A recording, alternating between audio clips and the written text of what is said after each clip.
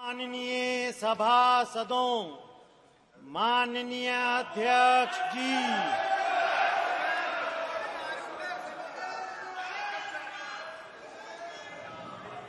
माननीय प्रधानमंत्री जी,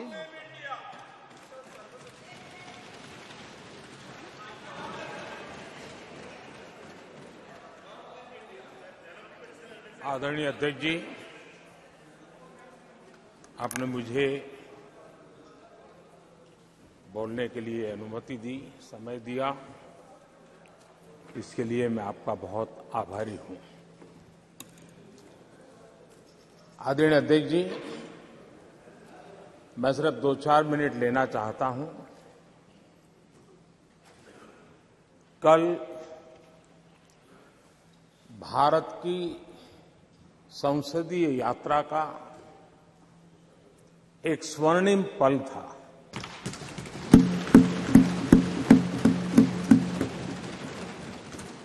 और इस स्वर्णिम पल के हकदार इस सदन के सभी सदस्य हैं, सभी दल के सदस्य हैं, सभी दल के नेता भी हैं। सदन में हो या वह सदन के बाहर हो, वे भी उतने ही हकदार हैं। और इसलिए मैं आज आपके माध्यम से इस बहुत महत्वपूर्ण निर्णय में और देश की मातृशक्ति में एक नई ऊर्जा भरने में ये कल का निर्णय और आज राज्यसभा के बाद जब हम अंतिम पड़ाव भी पूरा कर लेंगे, देश की मातृशक्ति का जो मिजाज बदलेगा, जो विश्वास पैदा होगा, वो देश को नई ऊंचाइयों पर ले जाने वाली एक अकल्पनीय अप्रतिम शक्ति के रूप में उभरेगा, ये मैं अनुभव करता हूं। और इस पवित्र कार्य को करने के लिए आप सबने जो योगदान दिया है, समर्थन दिया है, सार्थक चर्चा की है, सदन के नेता के रूप में मैं आज आप सबका पूरे दिल से, सच्चे दिल से आदरपूर्वक अभिनंदन करने के लिए खड़ा हुआ हूं, धन्यवाद करने के लिए खड़ा हूं। नमस्कार। अब एक मिनट, सभी दलों के नेताओं ने कल समर्थन किया है। माननीय प्रधानमंत्री जी ने सबका आभार व्यक्त कर दिया, और सदन के नेता जब आभार कर दे तो पूरा सदन का आभार होता है। माननीय सदस्यगण, इसके बाद माननीय सदस्यगण, 21 सितंबर का दिन अंतर्राष्ट्रीय शांति दिवस के रूप में मनाया जाता है।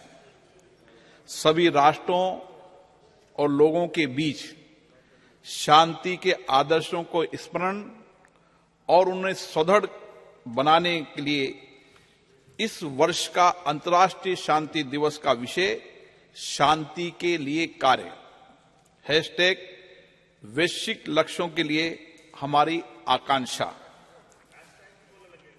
भारत विश्व शांति को प्रोत्साहित देने के लिए सदैव विभिन्न देशों के बीच सहयोग को बढ़ावा देने, परस्पर संवाद के माध्यम से आपसी टकराव का समाधान करने और वैश्विक एवं क्षेत्रीय शांति अहिंसा के आदर्शों को संरक्षित एवं संवर्धित करने के लिए प्रतिबद्ध रहा है। हमारी संस्कृति सदियों से अहिंसा की रही है। आइए हम इस अंतर्राष्ट्रीय शांति दिवस पर एक ऐसे विश्व के निर्माण के लिए संवाद, संवेदनशीलता, सहिष्णुता और सहयोग की भावना से काम करें, ताकि हम एक शांतिपूर्ण विश्व का सपना साकार कर सकें।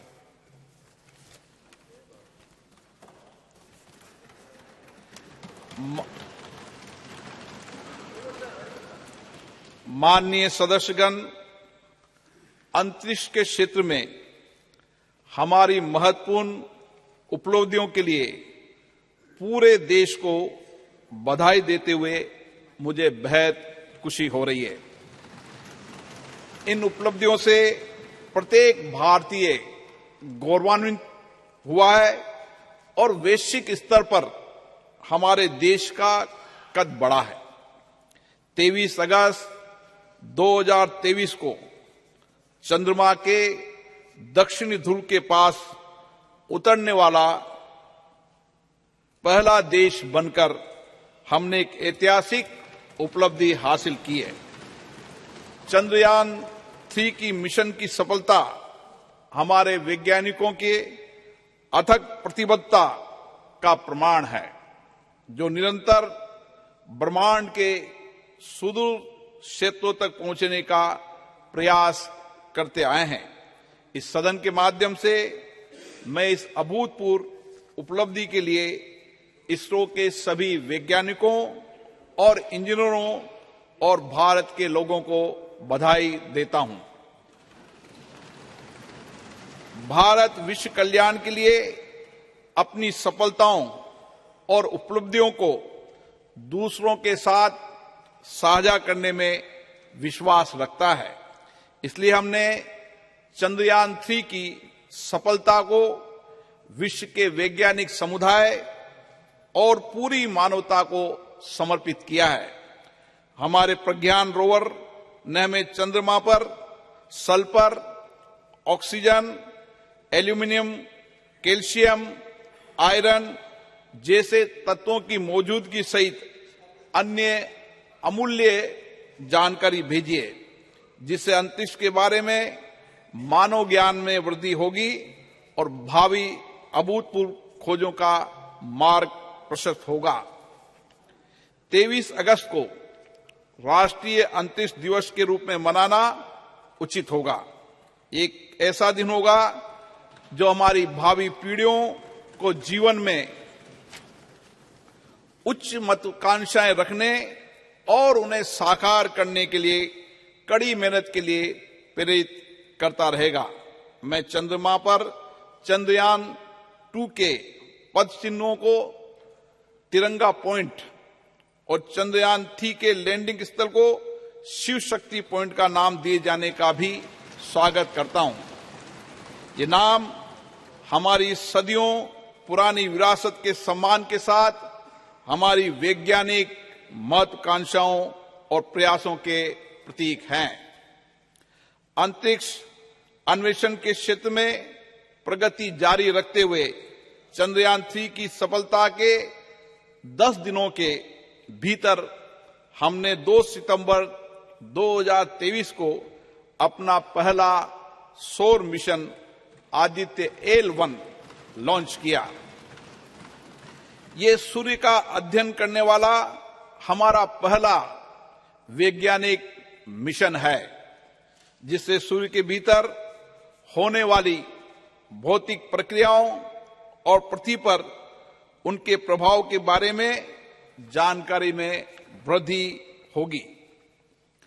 चंद्रयान 3 और आदित्य L1 सफल अंतरिक्ष कार्यक्रम होने के साथ ही भारत की वैज्ञानिक और तकनीकी शक्ति के उदय और हमारी प्रतिभा और क्षमता के प्रतीक हैं। इन दोनों मिशनों में बड़ी संख्या में महिला वैज्ञानिकों ने आगे बढ़कर नेतृत्व किया है,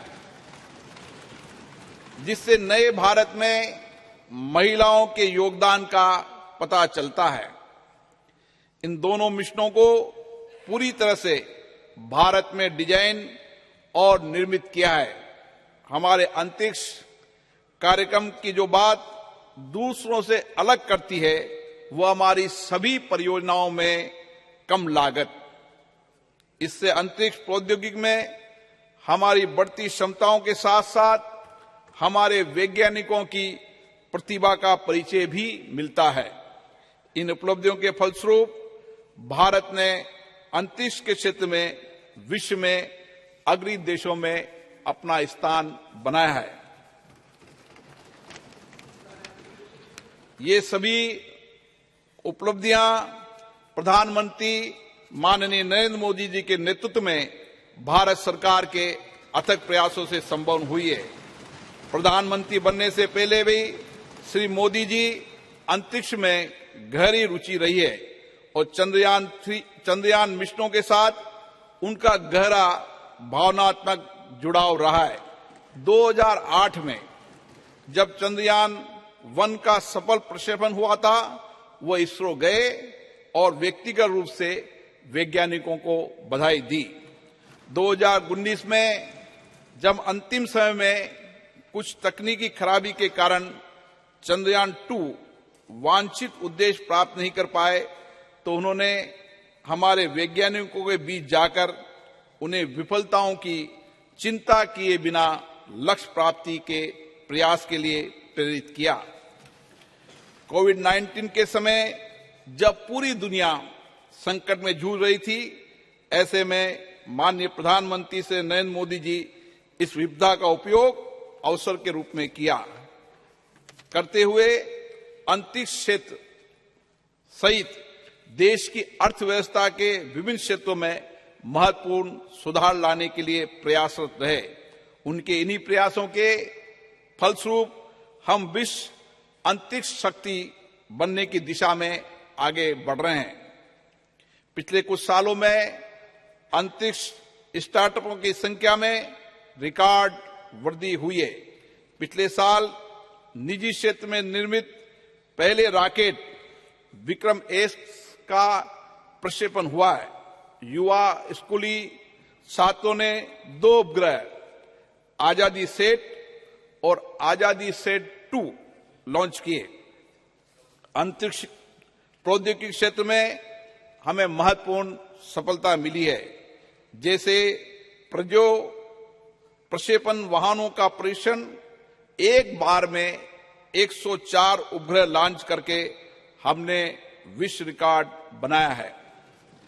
इन उपलब्धियों के फलस्वरूप भारत में दुनिया का नजरिया बदला है। हमारे देश को लेकर विश्व समुदाय के दृष्टिकोण में बदलाव आया है। माननीय प्रधानमंत्री नरेंद्र मोदी जी के दूरदर्शी नेतृत्व और विज्ञान और नवाचार को बढ़ावा देने के कारण ही संभव हो पाया है। हमारा सफल अंतरिक्ष कार्यक्रम उनके जय विज्ञान जय अनुसंधान के आह्वान का सबसे बड़ा प्रमाण है। ये विज्ञान और नवाचार का सबसे अच्छा उदाहरण है, जिसमें स्टार्टअप एमएसएमई को बढ़ावा मिला है, रोजगार अवसरों का सृजन हुआ है, हमारे विकास को भी गति मिली है। कृषि, मत्स्य पालन, संचार, नेविगेशन, राष्ट्रीय सुरक्षा सहित हमारी अर्थव्यवस्था के सभी क्षेत्रों में योगदान के माध्यम से हमारा अंतरिक्ष कार्यक्रम देश के लोगों के जीवन में गुणात्मक परिवर्तन ला रहा है। हमें विश्वास है इन उपलब्धियों में हमारी आने वाली पीढ़ियों को बड़े सपने देखने और अपने सपनों को साकार करने के लिए कड़ी मेहनत की प्रेरणा मिलेगी। सभी देशवासियों को 2047 तक एक विकसित भारत बनाने के लिए मिलकर कार्य करना होगा और अपने आप को पुनः समर्पित करना होगा। मुझे विश्वास है ये प्रतिष्ठित सदन इस ऐतिहासिक उपलब्धियों में प्रधानमंत्री मोदी जी के नेतृत्व की सराहना करने, भारत के लोगों विशेष रूप से युवाओं का उत्साहवर्धन करने तथा महिलाओं के योगदान के साथ सभी संगठनों और व्यक्तियों के योगदान की सराहना करने में मेरा साथ देगा।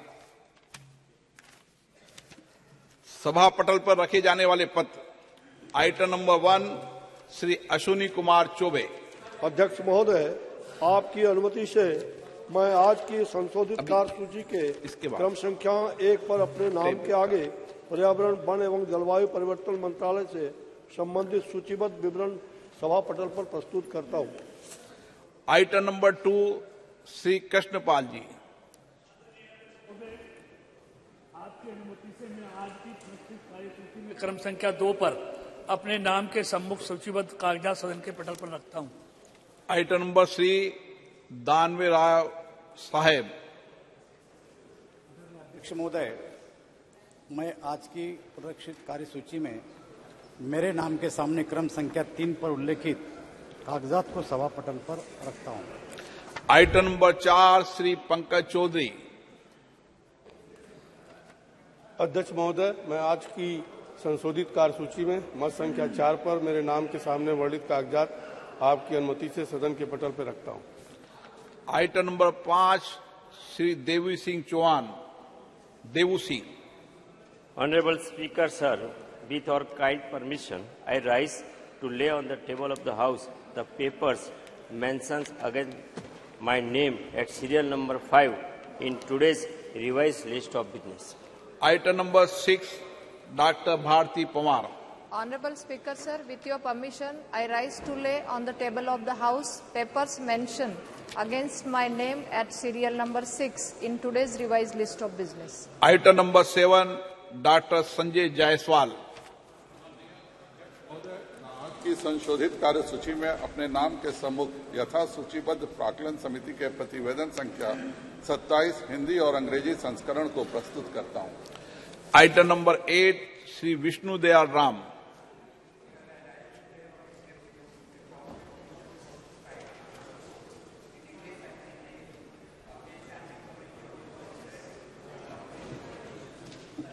Reforms as listed against my name at serial number 8 in today's list of business.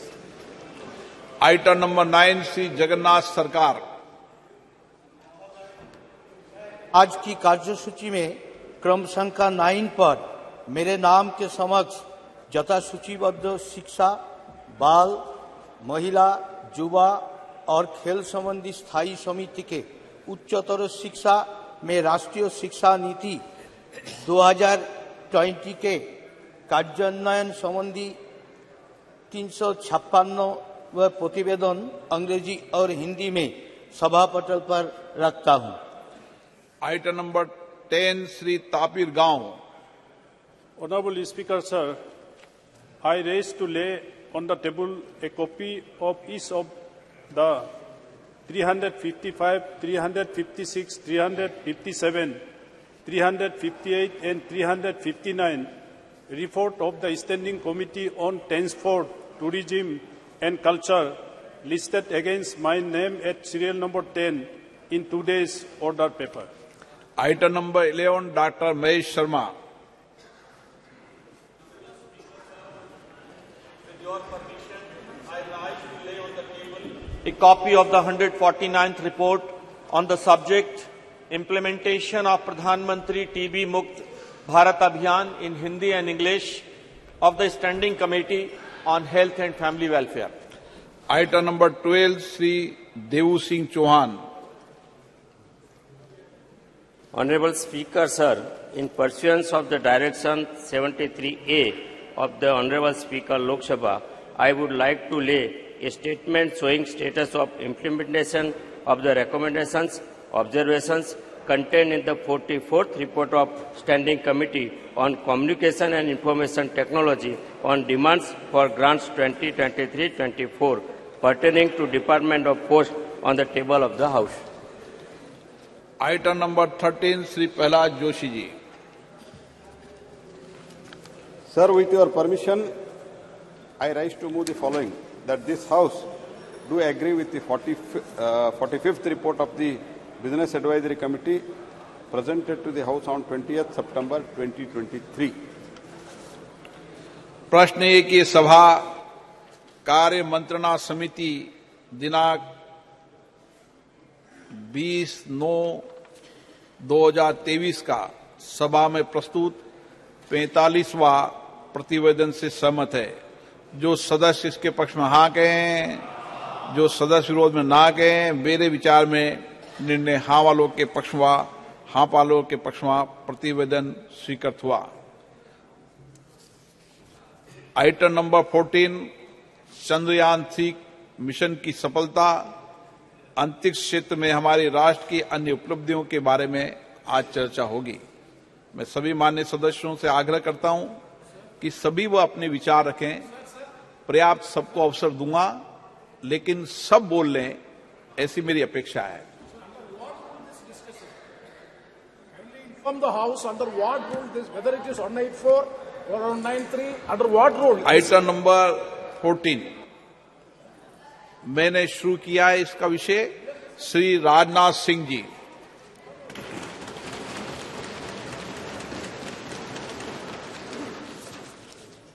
अध्यक्ष महोदय, इस गरिमामयी सदन में चंद्रयान 3 और आदित्य L1 की सफलता पर अपनी बात रखने के लिए आपने मुझे अवसर दिया है। इसके लिए मैं अपनी तरफ से आपके प्रति आभार व्यक्त करता हूं। अध्यक्ष महोदय, चंद्रयान 3 की सफलता हमारे लिए निश्चित रूप से एक बहुत बड़ी उपलब्धि है, जैसा आपने भी अभी अपने संबोधन में कहा है, क्योंकि एक तरफ दुनिया के कई ऐसे विकसित देश हैं जो हमसे कहीं अधिक साधन संपन्न होते हुए भी चांद पर पहुंचने के लिए अब भी प्रयासरत हैं, तो वहीं दूसरी तरफ बेहद सीमित संसाधनों के से चांद के दक्षिण ध्रुव पर पहुंचने वाले हम दुनिया के पहले देश बन गए हैं। अध्यक्ष महोदय, मैं मानता हूं कि यह उन सभी लोगों के लिए गौरव का विषय है जो अपने राष्ट्र और राष्ट्र की उपलब्धियों पर गर्व करते हैं।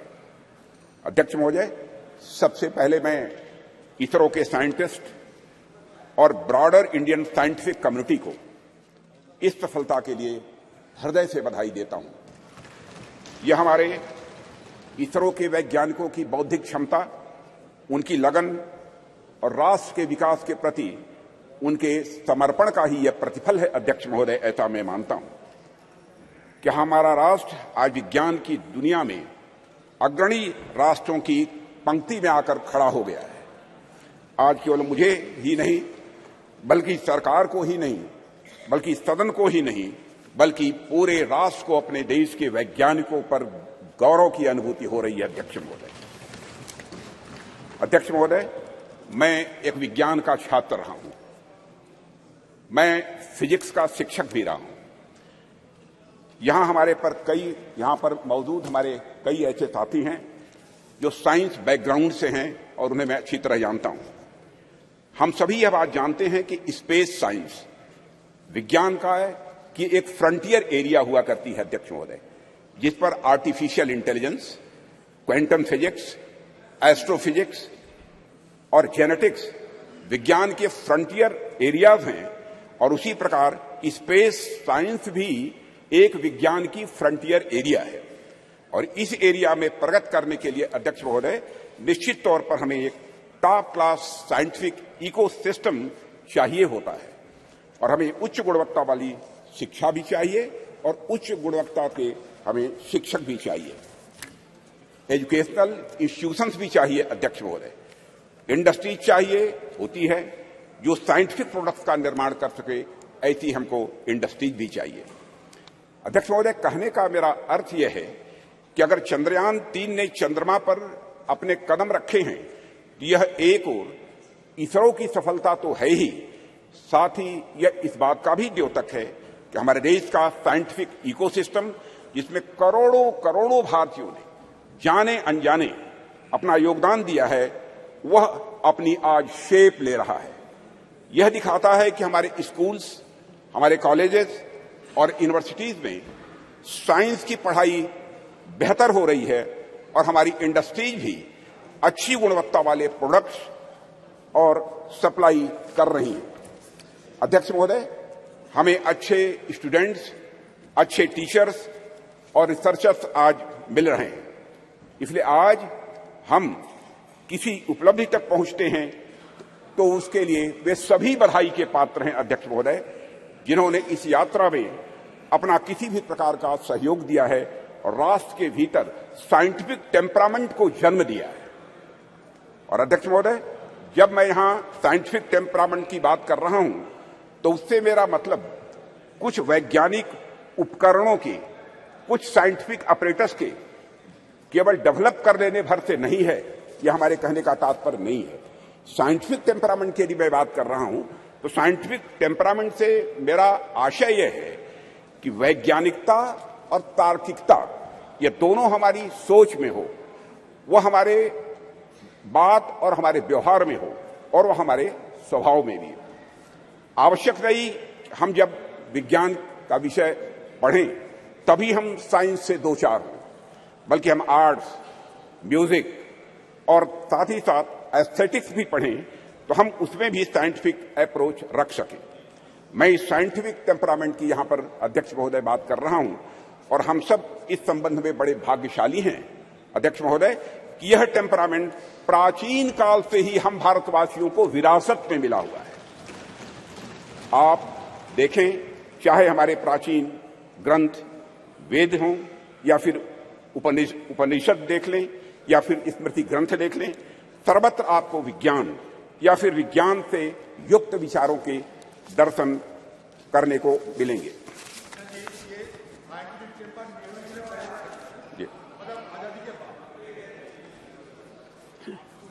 अध्यक्ष महोदय, मैथ्स, साइंस, मेडिसिन, लॉजिक आदि से जुड़े जितने भी फार्मूले यानी सूत्र हैं हमें हमारे प्राचीन ग्रंथों में भी ये दिखाई देते हैं, जो ग्रंथ हमारी संस्कृत के आधार हैं। इनके मैं उदाहरण दे सकता हूं लेकिन लंबा समय लगेगा अध्यक्ष महोदय, उस विस्तार में मैं नहीं जाना चाहता हूं। अध्यक्ष महोदय, कभी कभी कुछ लोगों द्वारा यह भी कहा जाता है और कुछ ऐसे लोग हमारे सदन में भी हो सकते हैं कि हमारी सांस्कृतिक विरासत और साइंटिफिक टेम्परामेंट के बीच विरोधाभास है। कुछ ऐसे भी मानने वाले लोग हमारे देश में हैं। यहां तक कहा जाने लगा कि अगर आप साइंटिफिक टेम्परामेंट के हैं तो आप पीपल की पूजा कैसे कर सकते हैं, आप नीम की पूजा कैसे कर सकते हैं, आप तालाब की पूजा कैसे कर सकते हैं, या फिर आप गाय को माता कैसे कह सकते हैं। अध्यक्ष महोदय, अगर आप वैज्ञानिक की तरफ सोचते हैं तो मूर्ति की पूजा कैसे कर सकते हैं, यह कहने वाले लोग हमारे देश में हैं। महोदय, बात तो यहां तक अब होने लगी है कि संस्कृत का विरोध करना, विरासत का विरोध करना, यह प्रगतिवाद यानी प्रोग्रेसिव होने का सूचक हो गया है। और प्रगतिवाद वह नहीं रह गया जो प्रगति की बात करे, बल्कि प्रगतिवाद वह हो गया जो अपनी संस्कृत और विरासत का केवल विरोध करे, वह भी इसलिए कि उसे विरोध करना है। पूछा जाने लगा कि भारतीय संस्कृति और विज्ञान का भला आपस में क्या लेना देना है, इन दोनों में आपस में क्या रिश्ता है। भारत में कभी धर्म और विज्ञान का सामंजस्य रहा ही नहीं है, यह भी कहने वाले लोग हैं। विपक्ष के हमारे कुछ मित्रों का ऐसा भी आरोप रहता है, क्योंकि राज्यसभा में मैंने सुना था कि भारतीय संस्कृति और विज्ञान एक साथ चल ही नहीं सकते हैं, ऐसी उनकी मान्यता है। अध्यक्ष महोदय, इनका ऐसा मानना है कि संस्कृति विज्ञान की विरोधी होती है। मैं इस सदन के माध्यम से उनके इन प्रश्नों का जवाब देने की भी अपनी तरफ से कोशिश करूंगा। भारत में यदि कोई व्यक्ति यह कहता है कि हमारी संस्कृति विज्ञान की विरोधी है, तो मुझे लगता है कि उस व्यक्ति को न तो हमारी संस्कृति का स मालूम है और न ही विज्ञान का व मालूम है। हमारे जो भी साथी विज्ञान का उद्गम पश्चिम के विचारों से मानते हैं, उन्होंने अगर इतिहास पढ़ा होगा तो मालूम होगा निश्चित रूप से उन्हें कि पश्चिम में ऐसे अनेक उदाहरण देखने को मिले हैं जहां चर्च और धर्म की मान्यताओं के खिलाफ जाने पर, वैज्ञानिक बातें कहने पर व्यक्तियों को जहर दे देना या उन्हें जिंदा जला देना यह आम बात सी हो गई थी। अध्यक्ष महोदय, उनको अपने वैज्ञानिक विचार छिपाकर कहने पड़ते थे, पर आज से लगभग 2000 साल पहले आर्यभट्ट ने जब कहा था कि हमारी पृथ्वी अपने एक्सिस पर घूमती है, तो क्या उनका विरोध हुआ था? बाराहमीर ने जब यह सिद्धांत दिया कि पृथ्वी का गुरुत्वाकर्षण बल, ग्रेविटेशनल फोर्स, हर वस्तु को अपनी तरफ खींचता है, तो क्या किसी व्यक्ति ने बाराहमीर के इस सिद्धांत को अधर्म कहा था? जब भी भारत में किसी ने कोई नया वैज्ञानिक सिद्धांत दिया है अध्यक्ष महोदय, तो भारतीय समाज ने उस व्यक्ति को ऋषि के रूप में प्रतिष्ठित किया है अध्यक्ष महोदय। और मेरा मानना है कि संस्कृति के बगैर, कल्चर के बगैर, विज्ञान और विज्ञान के बगैर कल्चर या संस्कृति अधूरी है। संस्कृति और विज्ञान दोनों एक दूसरे से जुड़ने के बाद ही अध्यक्ष महोदय वह पूर्णता को प्राप्त करते हैं। दोनों को एक दूसरे का पूरक कहा जा सकता है, क्योंकि दोनों ही मनुष्यता के लिए भी यह आवश्यक है। इसका एक छोटा सा लेकिन बहुत ही महत्वपूर्ण उदाहरण मैं आपके सामने रखना चाहूंगा।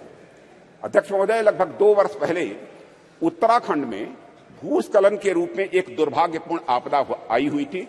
मैं समझता हूं कि सदन के सभी सम्मानित सदस्यों की इसकी जानकारी होगी, जिसके कारण एक सुरंग में हमारे कुछ मजदूर फंस गए थे। अब इससे निपटने के लिए यहां पर विज्ञान की भूमिका सामने आएगी। हमने सेंसर आदि के माध्यम से यह पता लगाया कि मजदूर सुरंग में कहां फंसे हुए हैं। उसके बाद हमने हेलीकॉप्टर से उन लोगों को वहां से निकालने में भी कामयाबी हासिल की। लेकिन अध्यक्ष महोदय, जैसे ही सुरंग से पहले मजदूर को बाहर निकाला गया, अन्यथा कोई न ले, जैसे ही मजदूर को सुरंग से बाहर निकाला गया, बाहर निकलते ही इसने दोनों हाथ ऊपर करके बड़ी तेजी के साथ जय घोष किया, बद्री विशाल की जय।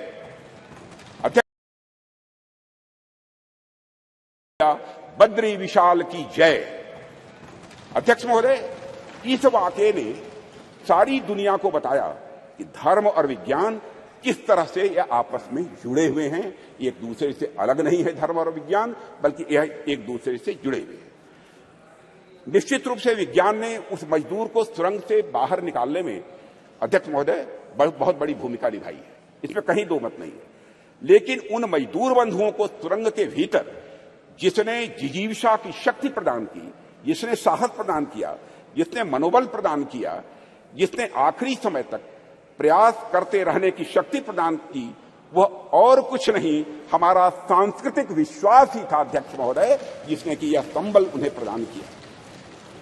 अध्यक्ष महोदय, वह हमारी कल्चर, वह हमारी संस्कृति ही थी जिसने सुरंग में फंसे उस मजदूर को यह भरोसा दिलाया कि वह इस संकट से बचकर निकल जाएगा, उसके ईश्वर इस संकट से उसे निकाल लेंगे, यह उसका विश्वास था, भरोसा था। अध्यक्ष महोदय, हमारी आस्था, हमारी संस्कृति इंक्लूसिव नेचर की है, समावेशी यह स्वभाव की है। हमारा सांस्कृतिक राष्ट्रवाद हमें अखिल मानवता के बंधुत्व का पाठ पढ़ाता है। हम सबने देखा कि जियो पॉलिटिकल दृष्टि से काफी कठिन जो वैश्विक परिस्थितियों के बावजूद हम G20 समिट का हमारे प्रधानमंत्री नरेंद्र मोदी जी के नेतृत्व में हम सफल आयोजन कर सके एवं न्यू दिल्ली डिक्लेरेशन पर भी हम कंसेंसस जुटाने में पूरी तरह से कामयाब रहे। अध्यक्ष महोदय, इसके पीछे हमारे प्रधानमंत्री द्वारा हमारी प्राचीन ज्ञान परंपरा से दिया गया संदेश है, जिसमें पूरी मानवता को एक सूत्र में बांध दिया है। प्रधानमंत्री जी ने ही कहा था, one world, one family, one future. Bharat का यही विश्वास, भारत का यही बंधुत्व का भाव प्रधानमंत्री जी ने G20 की सफलता पर भी मुखरित किया, जब उन्होंने यह कहा था कि यह केवल भारत की सफलता नहीं है, बल्कि पूरे विश्व की यह सफलता है। अध्यक्ष महोदय, विज्ञान तो वैल्यू न्यूट्रल होता है। ये वैल्यू न्यूट्रल क्या है, मैं आगे इसको विस्तार में बताने की कोशिश करूंगा। चंद्रयान जैसे अंतरिक्षयान हो, या परमाणु के भीतर छिपी शक्ति हो, या फिर DNA एडिटिंग की टेक्नोलॉजी हो, विज्ञान हमेशा यह मूल्य निरपेक्ष होता है, यानी वैल्यू न्यूट्रल होता है।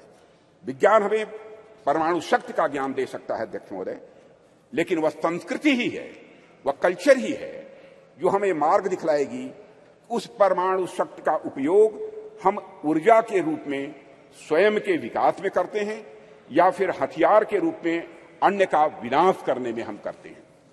कहते हैं, with great power comes great responsibility. इसलिए जैसे जैसे हमारी शक्ति बढ़ती जाती है अध्यक्ष महोदय, वैसे वैसे हमारे संस्कारों का महत्व भी स्वाभाविक रूप से यह बढ़ता जाता है। प्रारंभ में मानव के पास बहुत सारे विकसित हथियार नहीं थे, ऐसे में यदि उससे कुछ नुकसान भी होता था। अध्यक्ष महोदय, आज जब मानव के पास परमाणु शक्ति आ गई है और मानव ने चंद्रमा तक पहुंचने के भी रास्ते खोज लिए हैं, तब ऐसी शक्तियों का दुरुपयोग भी उसी पैमाने पर संभव है। इस संभावना को भी नकारा नहीं जा सकता है। इसे मैं एक उदाहरण के माध्यम से इस सदन के समक्ष रखना चाहूंगा। अध्यक्ष महोदय, जब मैं जर्मन फिलासफर नीत्शे ने गॉड इज डेड कहकर अपने महामानव को सामाजिक नैतिकता से मुक्त किया, तो उसका नतीजा जर्मनी में नाजीवाद के कहर के रूप में प्रकट हुआ था। जर्मनी में हुए नरसंहार में मानवता को खत्म करने के लिए जो अपरेटस, जो उपकरण प्रयोग में लाए गए थे, जिन हथियारों या फिर जिन केमिकल्स का प्रयोग हुआ था, निश्चित रूप से वे सभी विज्ञान की ही देन थे अध्यक्ष महोदय। लेकिन नैतिकता और मानवीयता के गुणों के अभाव में उन सभी वैज्ञानिक खोजों का किस प्रकार दुरुपयोग हुआ, इसे हम सभी अच्छी तरह जानते हैं। सेकेंड वर्ल्ड वॉर में हिरोशिमा और नागासाकी पर जो बम गिराए गए थे, वह निश्चित ही विज्ञान की ही देन थे अध्यक्ष महोदय। वह विज्ञान की शक्ति के प्रतिनिधि थे, पर अभाव था तो धार्मिक शक्ति और नैतिक शक्ति का अभाव था। अगर उनके भीतर धार्मिक और नैतिक शक्तियां यह प्रबल होती तो इतिहास को इस काले कृत्य से बचाया जा सकता था अध्यक्ष महोदय। इसलिए विज्ञान कितनी भी प्रगति कर ले अध्यक्ष महोदय, विज्ञान चाहे कितनी भी प्रगति कर ले, वह संस्कृति और संस्कारों के बिना सदैव अधूरा रहेगा, ऐसी हमारी मान्यता है। अध्यक्ष महोदय, जैसा कि मार्टिन लूथर किंग ने कहा है कि science gives man knowledge which is power, religion gives man wisdom which is control. अध्यक्ष महोदय, एक बात पर मैं समझता हूं कि ध्यान देने की हम सभी को जरूरत है कि जिस टेक्नोलॉजी का इस्तेमाल वैज्ञानिक किसी यान को चांद या मंगल पर भेजने के लिए करते हैं, कमोबेश उसी टेक्नोलॉजी का इस्तेमाल मिसाइल में भी काफी हद तक किया जाता है। पहला उपयोग मानवता के विकास में होता है अध्यक्ष महोदय, जबकि दूसरा उपयोग मानवता के विनाश में होता है। पर अपना अपना सबका इंटरेस्ट है, सबकी अपनी अपनी रुचि है कि कुछ राष्ट्रों का ध्यान पहले वाले उपयोग पर अधिक होता है और कुछ राष्ट्रों का ध्यान दूसरे वाले उपयोग पर अधिक होता है। अध्यक्ष महोदय, कई बार कुछ लोगों का यह भी आरोप रहता है, अब देश में ऑलरेडी जमीनी विकास के इतने कार्य करने के लिए पड़े हैं जिसमें रिसोर्सेज की जरूरत होती है, संसाधनों की जरूरत होती है, तो ऐसे में चंद्रयान जैसे मिशन भेजने की क्या आवश्यकता है। अध्यक्ष महोदय, इन प्रश्नों का भी जवाब मैं आपकी अनुमति से इस सदन के समक्ष रखना चाहूंगा। जब हम इस प्रकार के मिशन भेजते हैं या फिर हम किसी प्रकार की वैज्ञानिक प्रगति हम करते हैं, तो इसका जमीनी विकास से किसी भी प्रकार का विरोधाभास नहीं होता है। हम यदि स्पेस रिलेटेड कोई भी मिशन भेजते हैं तो बाहरी तौर पर दिखने में सिर्फ स्पेस से रिलेटेड यह लग सकता है हम सबको, लेकिन वास्तव में उसका प्रभाव आम जनमानस पर भी पड़ता है। इस सच्चाई को भी नकारा नहीं जा सकता है। अध्यक्ष महोदय, हमारे यह स्पेस प्रोग्राम्स भारत का तो नाम रोशन करते ही हैं, लेकिन साथ ही साथ इन मिशन का जो बहुआयामी उपयोग होता है, उसका प्रभाव आम जनता के ऊपर भी बहुत ज्यादा पड़ता है। स्पेस मिशन हमें अनेक प्रकार से सहायता प्रदान करते हैं, जैसे यदि हम इसके माध्यम से रेनफॉल पैटर्न यानी वर्षा होने का जो पैटर्न है, इसका बेहतर प्रेडिक्शन यदि कर रहे हैं तो यह हमारे किसान बंधु बांधवों के लिए फायदेमंद आज हो रहा है। यदि हम इसके माध्यम से चक्रवात, साइक्लोन को यदि हम प्रेडिक्ट करते हैं तो हमारे कोस्टल एरियाज में रह रहे लोगों के लिए भी अध्यक्ष महोदय यह लाभदायक हो। इस प्रकार के प्रेडिक्शंस हमारे मछुआरों के लिए लाभदायक सिद्ध होंगे। यह तो मैंने एक दो उदाहरण केवल दिए हैं अध्यक्ष महोदय।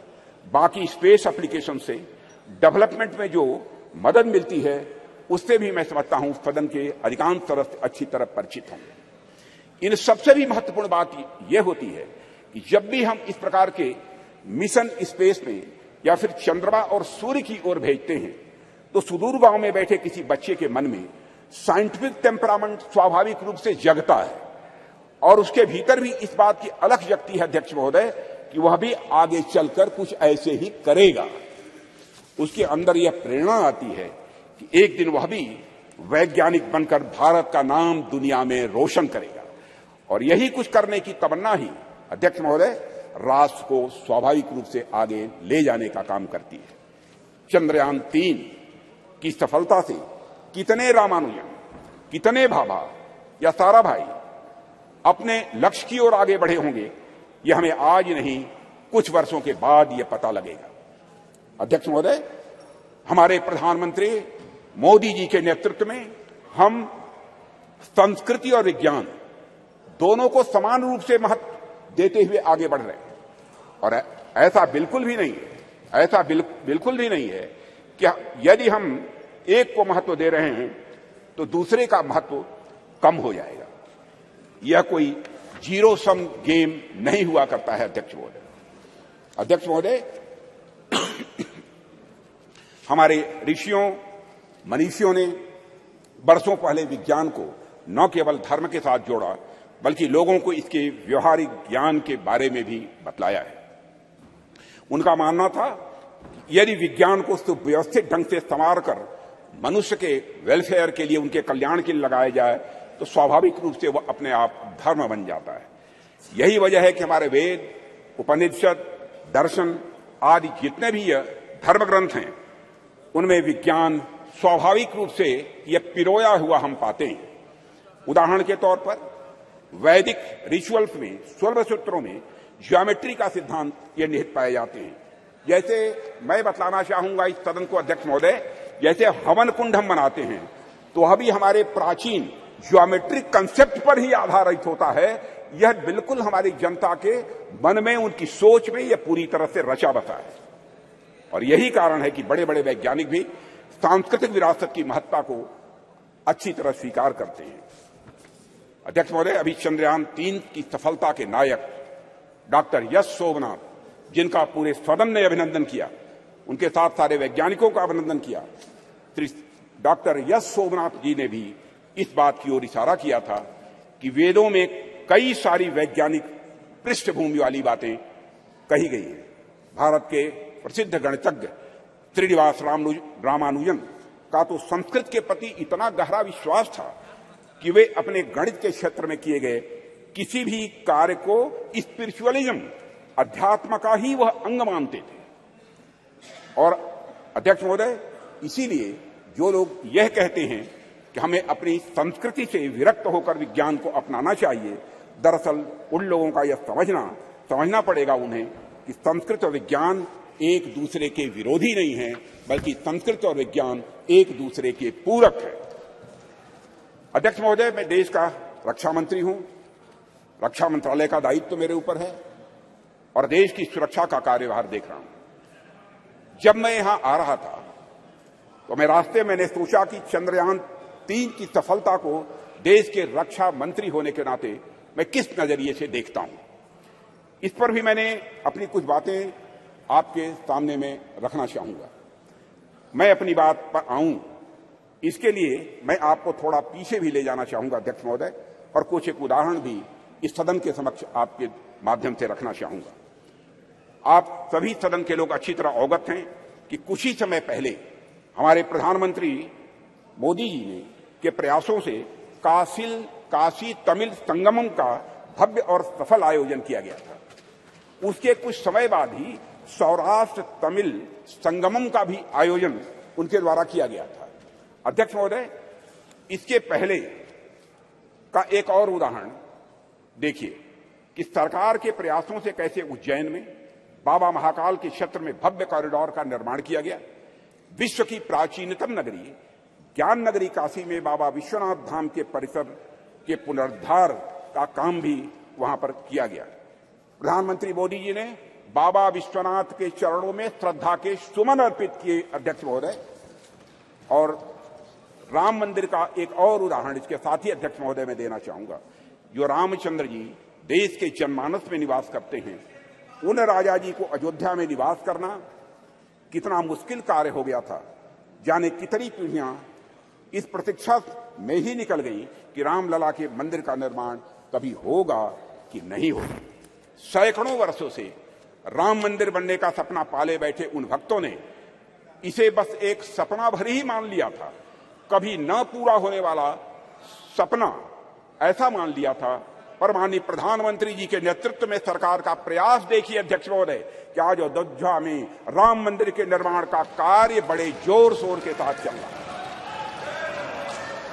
और अध्यक्ष महोदय, राष्ट्र में सांस्कृतिक उत्कर्ष के एक नए युग का प्रारंभ हुआ है। राष्ट्र के प्रयासों से भगवान राम अपने नए अवतार में जल्द ही जनता के सामने होंगे और यह भारतवासियों की, मैं समझता हूं, एक बहुत बड़ी, बहुत शानदार यह उपलब्धि होगी अध्यक्ष महोदय। अध्यक्ष महोदय, इस प्रकार के कुछ और उदाहरण देखिए। गंगा जैसी अनेक नदियों का पुनरुद्धार किया गया। हम देशव्यापी अभियान चलाकर हम गंगा, यमुना और नर्मदा जैसी नदियों की सफाई और उनके संरक्षण का कार्य कर रहे हैं। ऐसे ही अनेक उपक्रम सरकार द्वारा किए जा रहे हैं जो हमारी संस्कृति और परंपरा से जुड़ी चीजों को सहेजने और सुरक्षित रखने का वो काम कर रहे हैं। अध्यक्ष महोदय, आप सभी राष्ट्र के उपयुक्त विकास के लिए अनेक प्रकार की सुरक्षा से भी मैं समझता हूं सदन के सम्मानित सदस्य अच्छी तरह अवगत होंगे। आप सभी सीमा सुरक्षा, आर्थिक सुरक्षा, सामाजिक सुरक्षा, खाद्य सुरक्षा, ऊर्जा सुरक्षा और पर्यावरण सुरक्षा के बारे में मैं समझता हूं हम सभी समय समय पर चर्चा भी करते रहते हैं। अब तो पूरी हिम्मत है, पूरी हिम्मत है, पूरी हिम्मत है, पूरी हिम्मत है।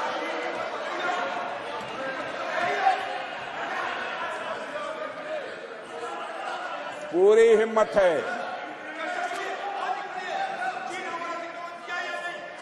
पूरी हिम्मत है। मत इतिहास में मत ले जाओ अधीर रंजन जी, इतिहास में मत ले जाइए। माननीय सदस्य प्लीज। चर्चा चीन पर भी अध्यक्ष महोदय, अरे भाई अब सुन लिया आपकी बात, मेरी बात सुन लिया।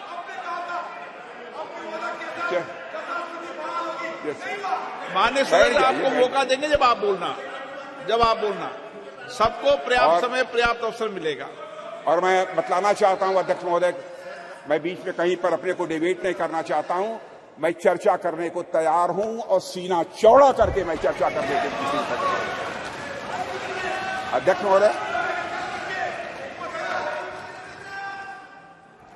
महोदय, आप सभी राष्ट्र के उपयुक्त विकास के लिए अनेक प्रकार की सुरक्षा से हमारे सदन के सम्मानित सदस्य अवगत होंगे।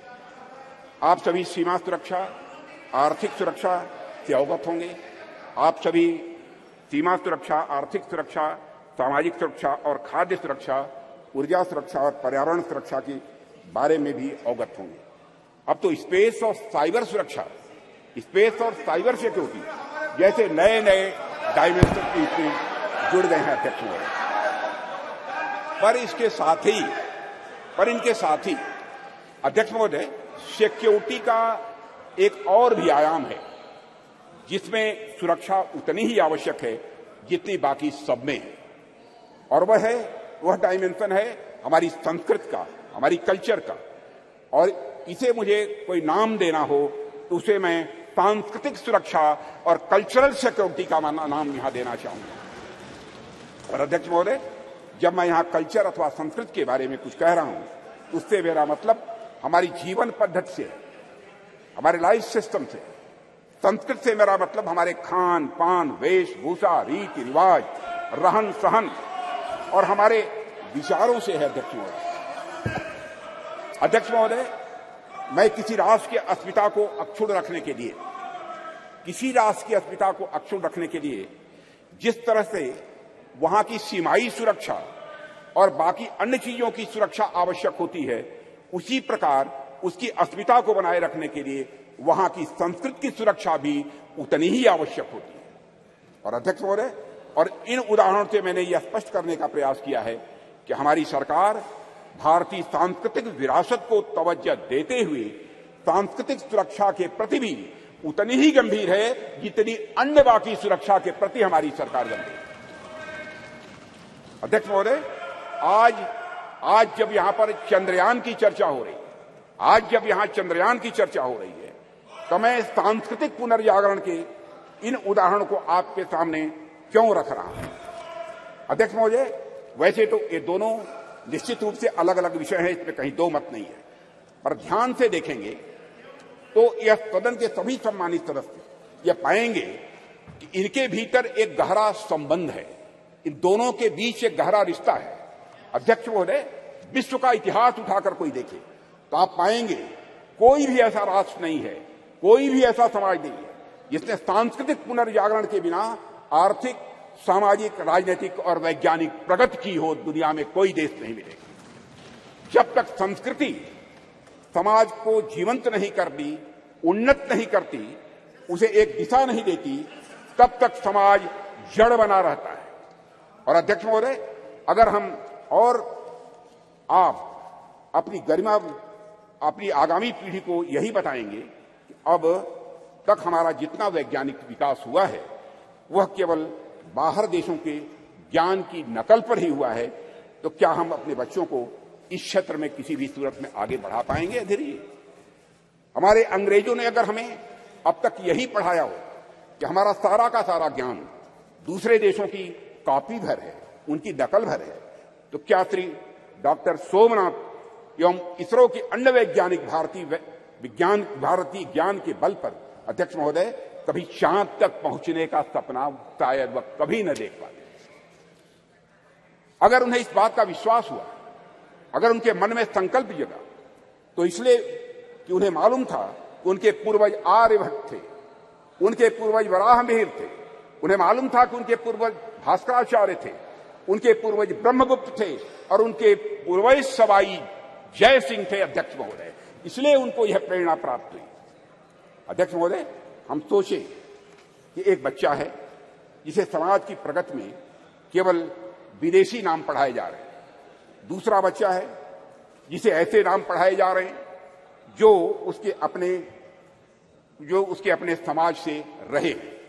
ऐसे में किस बच्चे से आप अधिक कॉन्फिडेंस और मनोबल की उम्मीद करेंगे?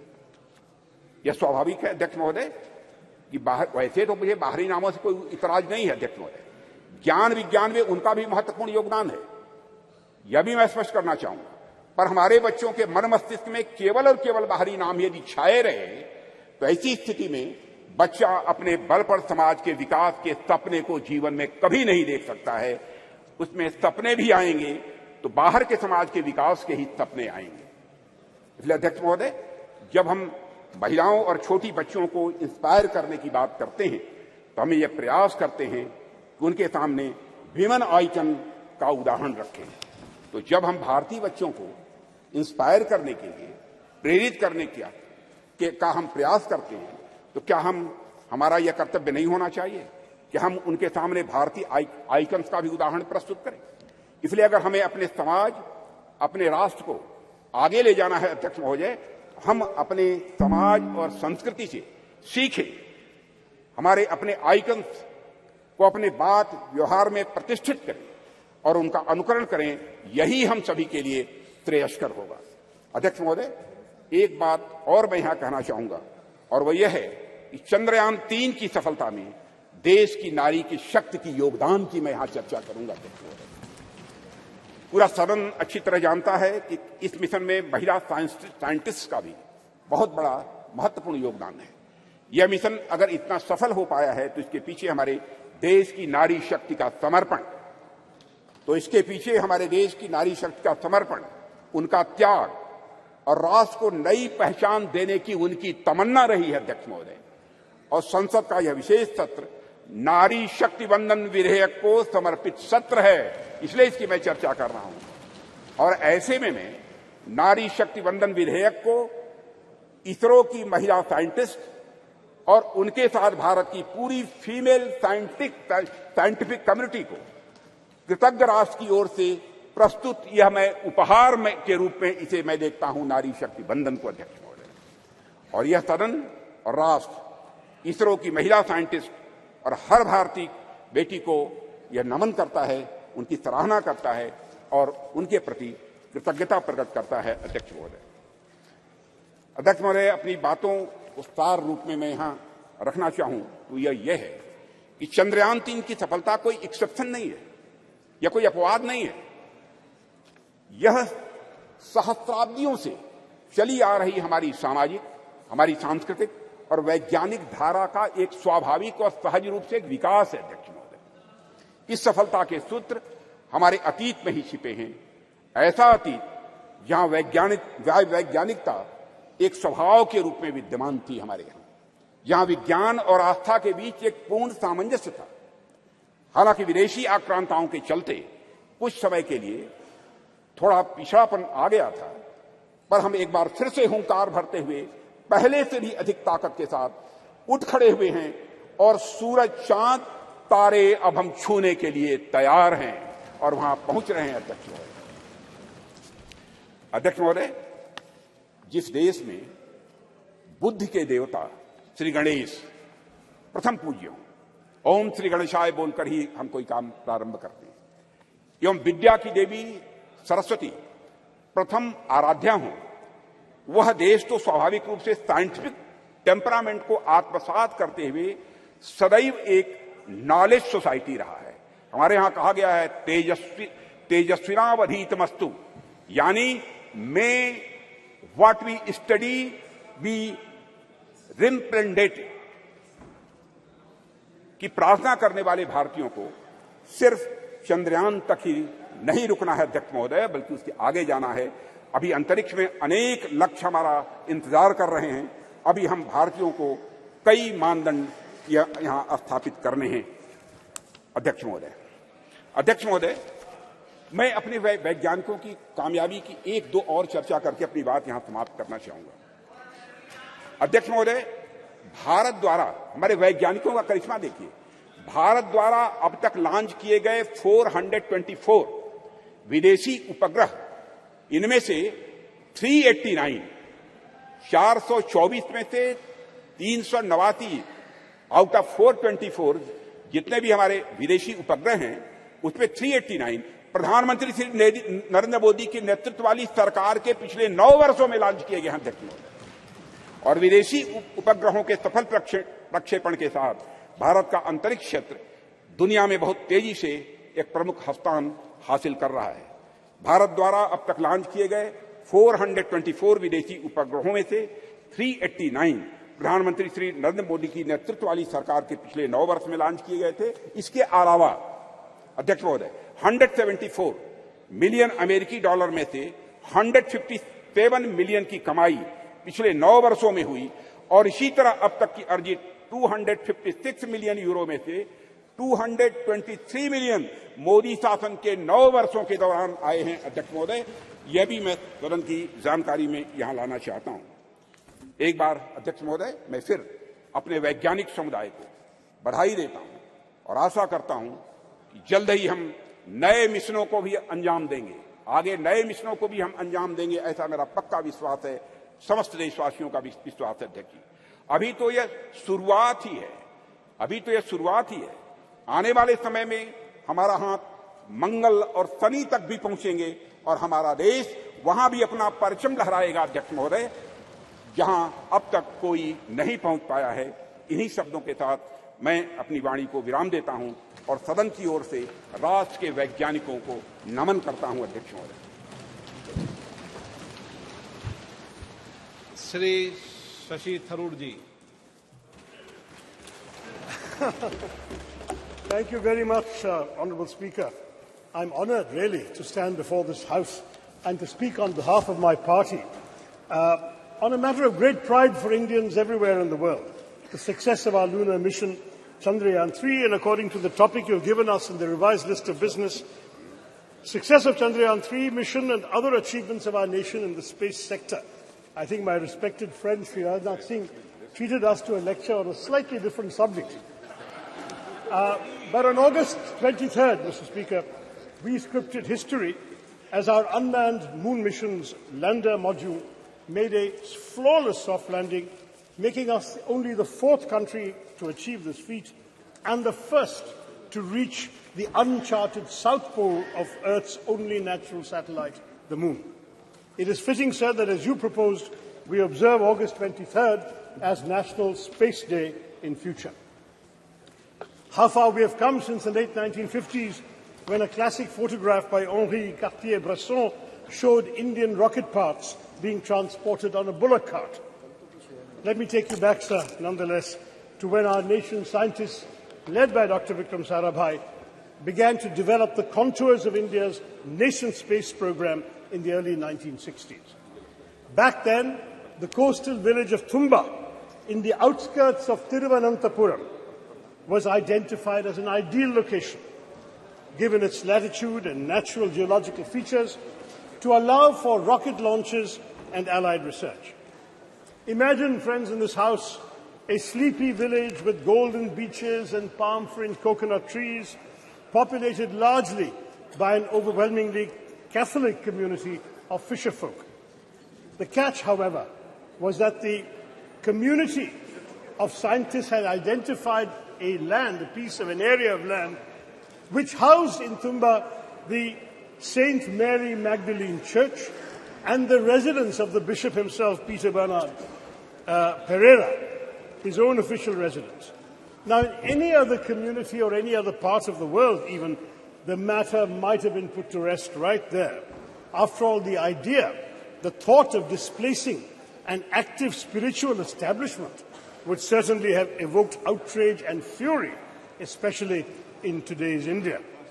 But in this relatively obscure part of India near Thiruvananthapuram, where a decision of national importance and scientific progress presented itself, the community chose to make a remarkably patriotic choice, a choice for development and progress.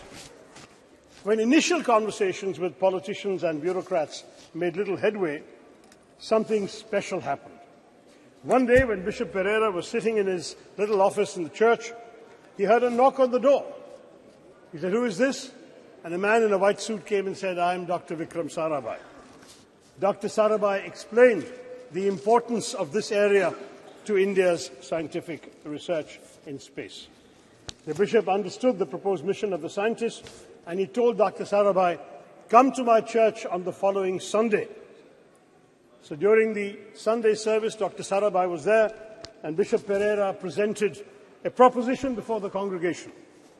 "My children," he said, "I have a famous scientist with me who wants our church and the place I live in for the work of space science research. Dear children," he said, "science seeks truth by reasoning. In one way, science and spiritualism seek the same divine blessings for doing good for the people. My children, can we give God's abode for a scientific mission?" The answer from the congregation was quite literally a resounding Amen. The church and the bishop's house, as well as other neighboring inhabited areas, were handed over without protest to Dr. Sarabhai and his team. Thus was established in 1962 the Thumba Equatorial Rocket Launching Station, or TERLS, which would later be renamed Vikram Sarabhai Space Centre after the death of the legendary Dr. Sarabhai 9 years later. A year after TRLS was established, India launched its first two-stage rocket, our first foray into space, from Thiruvananthapuram. As our late President, Dr. APJ Abdul Kalam, who was part of the original launch team in 1963, and he went on to work from the church building himself, he wrote later, looking back at this remarkable episode, "Today among us, Professor Vikram Sarabhai is not there, Reverend Dr. Bernard Peter Pereira is not there, but those who are responsible for the creation and make the flower and blossom will themselves be a different kind of flower, as described in the Bhagavad Gita," he said. And he quotes the Gita, "See the flower, how generously it distributes perfume and honey. It gives to all, gives freely of its love. When its work is done, it falls away quietly. Try to be like the flower, unassuming despite all its qualities." That is what a lot of ISRO's foundations have been, sir. Unassuming, but with the power to change the world. One of the world's oldest and most ambitious, it arose from the physical research laboratory established in Ahmedabad in 1947, the year of our independence and the brutal partition with Pakistan. Our visionary first Prime Minister, Jawaharlal Nehru, then created the Indian National Committee for Space Research, or INCOSPA, marking our country's official entry into space exploration. This committee was set up on the recommendation of the Scientific Advisory Committee to the Cabinet for the promotion and exploration of space and its utilization for peaceful purposes, a committee led by the legendary Homi Bhabha. Then, in 1962, as we've seen, TRLS was established.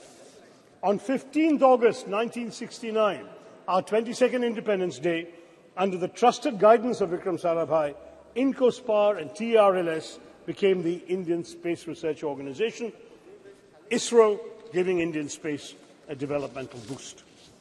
There was a tragic setback, as I mentioned, when Dr. Sarabhai died suddenly of a heart attack at the age of just 52.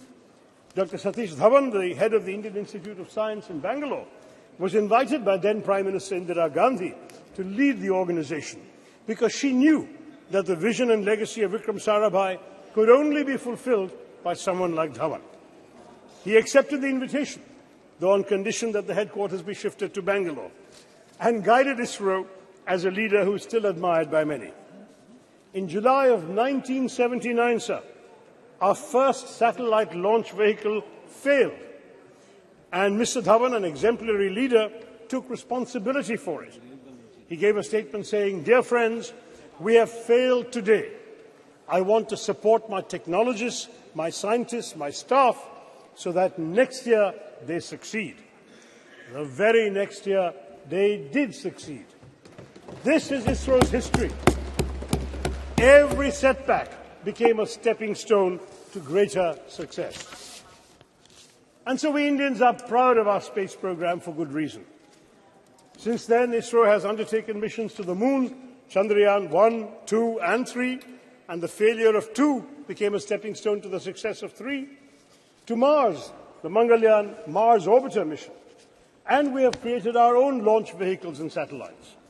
Moreover, of course, as the Speaker has said, India launched the Solar Observatory Aditya L1 this month and aims to put 2 or 3 people into low Earth orbits by the end of this year, to emulate the legendary Rakesh Sharma, who orbited the planet on a Soviet spacecraft in 1984. Notably, Indian space research is the only program which has been a civilian program from the very beginning. We are focused on the development angle, like the use of space for rural development, weather forecasting and communication, in addition to high-end research. And this, sir, is just the beginning. India's space program is set literally to skyrocket. Experts predict that India could account for at least 10% of the global space economy in the next decade, up sharply from 2% currently.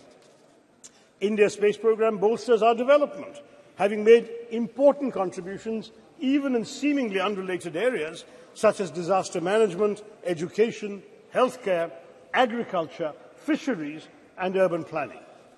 Moreover, it serves India's global diplomacy as well, sir, enhancing our credibility and influence. Those who once scoffed at the idea that a poor developing country aspired to send rockets into space must concede that India is now a technological force to be reckoned with in the world. To my mind, there is yet another sterling triumph within India's Chandrayaan moment. It has become a good occasion to recognize the alumni of unsung engineering colleges everywhere in India.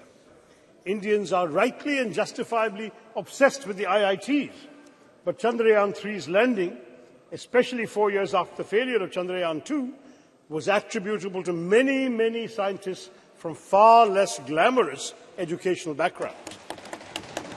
While the ISRO chairman, S. Somnath, is a product of TKM College of Engineering in Kollam, represented by my friend Premachandran, at least 8 of his other colleagues graduated from the College of Engineering, CET, Thiruvananthapuram. Somnath Institution was founded in 1956 by a successful Muslim cashew merchant, Tangal Kunju Musliar, abbreviated soon enough to TKM, and has gone on to establish a stellar local reputation, while CET in my constituency, established in 1939 as the first engineering college in then Travancore State, retains its record and repute as the premier engineering college in the state of Kerala. Yes, at least 7 more engineers from CET were involved in the Chandrayaan-3 success, and there were others. There were others, alumni from small engineering colleges in Tamil Nadu, in small towns throughout India. We've had graduates of these small colleges contributing to ISRO because, let's face it, we must yes, indeed, it was in the very first launch, Dr. Abdul Kalam. We must proudly salute these alumni of unsung engineering colleges because they serve the public sector with dedication and are the backbone of national enterprises like ISRO. As I wrote on social media at that time, if IITians went to Silicon Valley, CETians took us to the moon.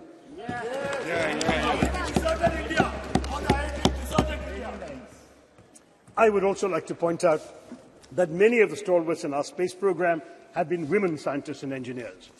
Some 20% of ISRO's key personnel are women. And as women increasingly excel in science and technology studies, this number may only go up.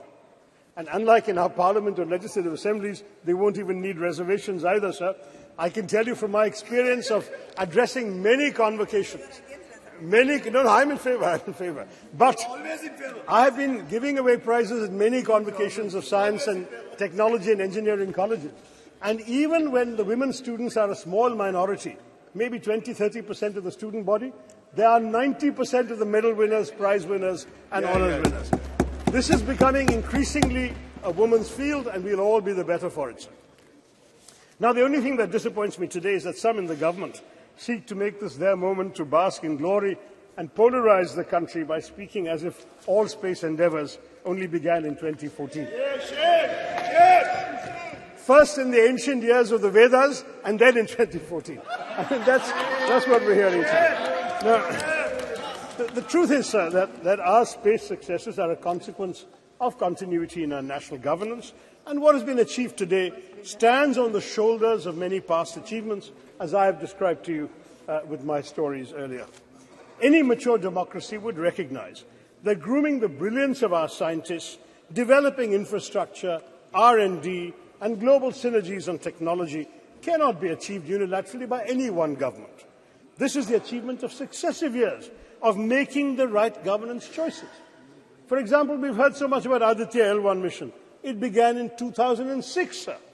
It took 17 years to be conceived, planned, executed, and finally launched this year. Thus, the Chandrayaan triumph is truly pan-Indian. Across, I hope, the political divide, it does not belong to any one person or any one party. If we all came together yesterday to affirm the solidarity we all feel for women's reservation bill, let us also come together, sir, to recognize the collective contributions of all governments in bringing glory to India's space endeavours. But after all, who can deny India owes its remarkable progress in space exploration in large part to Pandit Nehru's dedication to developing a scientific temper amongst the Indian people, his understanding of technology's role in national development, and his faith in the country's scientists. Though India was indeed beset by poverty, illiteracy, food insecurity, and disease, Nehru knew that it must and could aim for the stars. We did not have much money, and we relied on ourselves. Nehru's doctrine of self-reliance, though he didn't use the word Atmanirbharta, the concept was there, within very tight budgetary constraints, had an enduring influence on India's space program, exemplified by ISRO's decision, even in this Chandrayaan-3, to take a slower, fuel-saving approach to the moon. Both Mangalyaan and Chandrayaan-3 were the least expensive ventures of their kind, costing about a tenth of equivalent NASA, the American space missions. They cost less even than Hollywood depictions of space. Mangalyaan costs less than the Hollywood film Gravity, and Chandrayaan costs less than Interstellar. The shoestring budget was only 615 crore. Not just, much cheaper than G20, what our government spent on it. But this is not just a small fraction of what the US spent, but not even a third of China's budget for its own moon mission. ISRO's last 40 years spending is equivalent to NASA's 6 months of expenditure. That is the history we have to understand, sir. but they should not be punished for it. I'm looking at my good friend Jitendra Singh there. The Department of Space's budget has shockingly been slashed by 8%, down to 12,553 crore from the 13,700 crore that we were all presented in the budget estimates, sir. The cuts are highest in space technology, including the Human Spaceflight Center, as well as developmental and operational projects involving satellite launch vehicles. And space science, including space missions, has been cut by 32%. Why? NASA, sir, has been allocated $25.4 billion in 2023, and ISRO has the equivalent of $1.5 billion. That is the situation, sir. Our government needs to be more generous.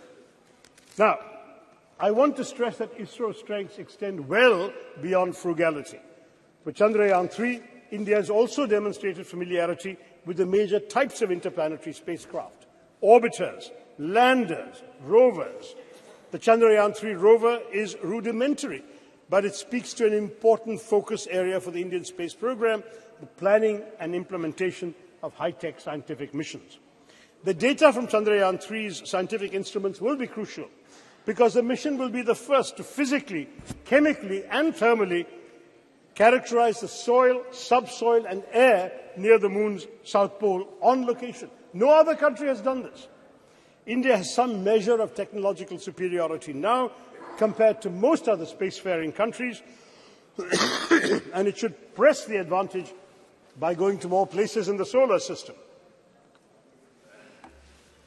And of course, we must conduct stellar science. The better space-based scientific instruments currently operated by India are largely concerned with Earth observation and remote sensing. With a focus on indigenous development of technologies and techniques, we have become a premier manufacturer of both launch vehicles and satellites and a sought-after provider of low-cost launch services to other countries. Our Polar satellite launch vehicle, with 24 successful flights, has a proven track record, and the world record that has been mentioned of the launch of 104 satellites in one go has already been applauded by the Honourable Speaker. So we have all of this to talk about. Chandrayaan-3's success strengthens the confidence with which India faces the world. The country has spent the year, as we all know, presiding over the G20, though, as has been pointed out by my colleagues, we spent much more on it than we did on ISRO or on the Chandrayaan mission. But it is an influential voice for the global south. This adds to our prestige and our clout. We are also playing leading roles in other international bodies.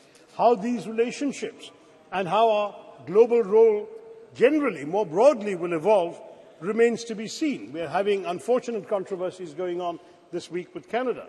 But nonetheless, the country's achievements in space undoubtedly strengthen our diplomatic hand, not least because of the respect they inspire in other countries. Thank you.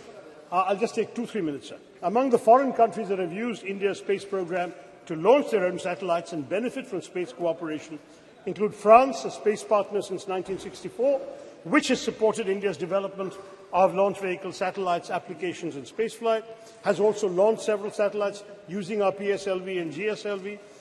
Russia, another long-term collaborator on various aspects of space exploration, including some of these same things, and Russia have supplied key components for the crew module of Gaganyaan, and the US, with which India has a strategic partnership in space, covering areas such as Earth observation, satellite navigation, space science, planetary exploration, launch services, and human spaceflight. So France, Russia, and the US are all involved with us.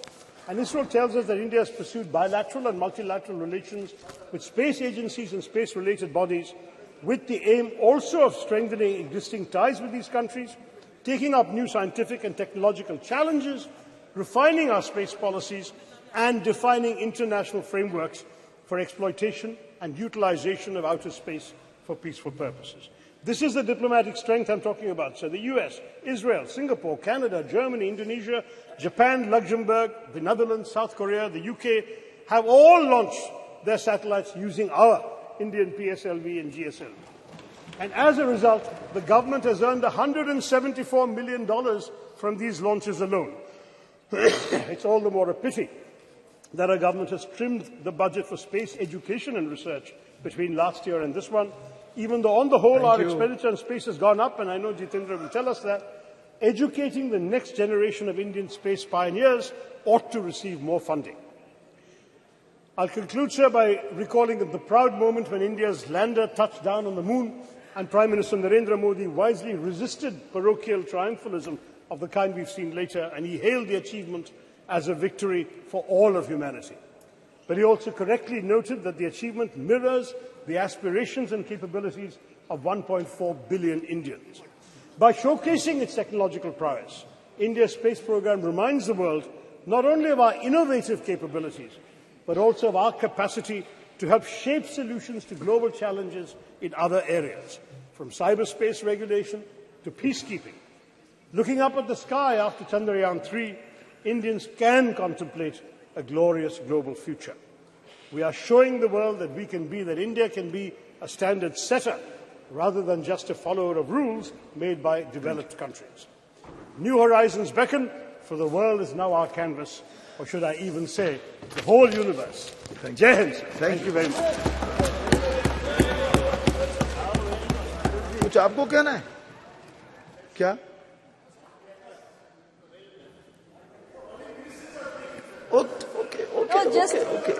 It's we not are my at home speech. now. We are Have at some home patience. now. It's Please. not my speech. Okay. So She's member also. No, I'm just wanting to intervene for a minute. It's just an intervention. Have patience. Have patience. Just something very important. Please. Sir, I want to make an observation, sir. Dr. Shashi Tharoorji, you're a very learned and senior member. It's very enriching to listen to his ideas every time he participates in the debate. So he said a lot of good things, sir. But I didn't want to disrupt him in the middle of his speech, but I hope I heard you correctly. You said something in between which I don't much agree to. So you mentioned, if I heard you correctly, I repeat, that there are lots of women, there are lots of girls who are entering the field of science and technology, and hopefully we would see many of them working under our space programs. So unlike our parliament, they wouldn't need reservation to be a part of the space program. I don't much agree to this, sir. It's not very appropriate. Okay. Please take it in a healthy light, sir. Yesterday, listen to me, sir. Let me complete. Just yesterday, we passed a very historic bill providing reservation to women inside the parliament. So it doesn't sound very appropriate because, women don't just have this chair because of their capabilities and we should never. नहीं ये इस ढंग से debate तो नहीं चल सकती. No. Please sit down. हाँ. जा बस quick. आप बैठ तो जाइए.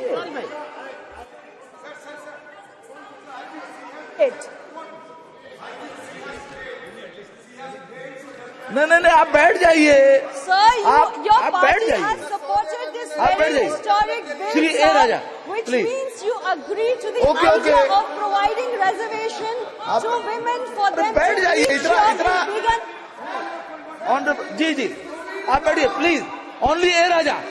ओनली नो आप भी बैठ जाइए. बाद में बात कर लीजिएगा please. Mister A Raja. No एक सेकेंड. आप मिस्टर थरूर बैठ जाइए. प्लीज बैठ जाइए. नो भाई अधीर जी आप बैठ जाइए. आप बैठिए तो सही. आप भी बैठ जाइए ma'am. Nothing is going on now. Okay now please. एक सेकंड क्या कहना चाहते हैं आप?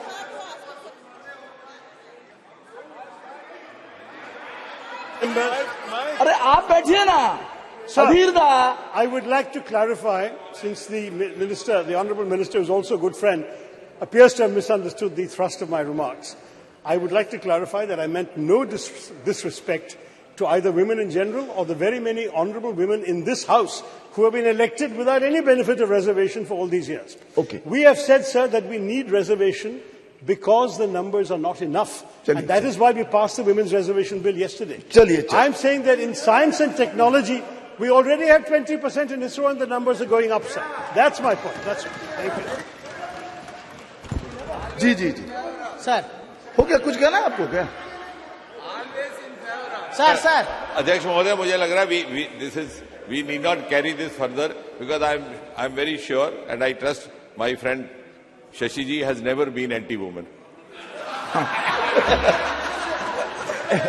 जी जी, Mr. Chairman sir.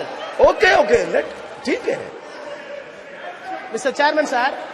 It should be in good humor I always. must express Yes, my please. gratitude. Mr. Chairman sir, I must express my gratitude to invite me to speak on this important issue. Sir.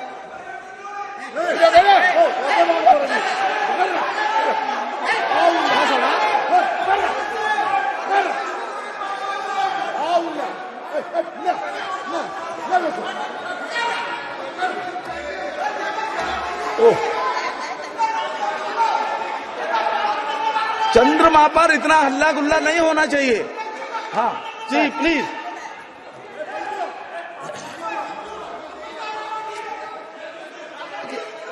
चंद्रमा शांति और शीतलता का प्रतीक है. चंद्रमा शांति और शीतलता का प्रतीक है. इतना हंगामा नहीं होना चाहिए. ना please Mister A Raja, only you are going on record only. Please.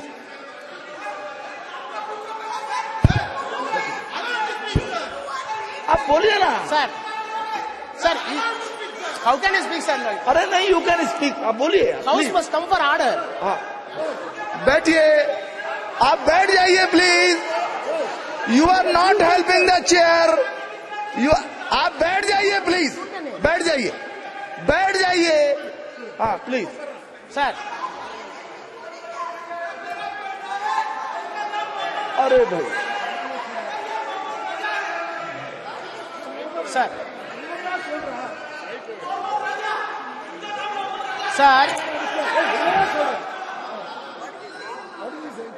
बैठ जाइए ना प्लीज. मिस्टर ए राजा, बैठिए आप. ये अनावश्यक है. नो, प्लीज बैठ जाइए.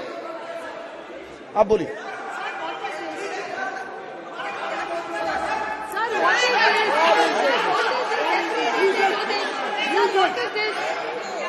Yesterday also the same thing. Rakesh Singh ji, Rakesh Singh ji,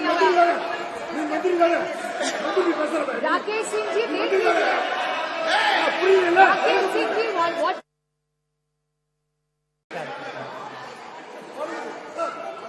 Started speaking. Sir, the chair should give us protection.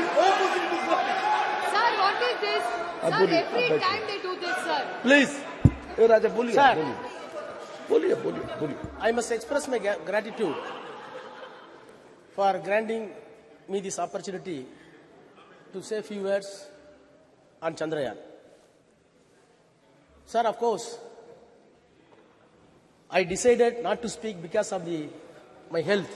More specifically, the throat is not cooperating with my voice.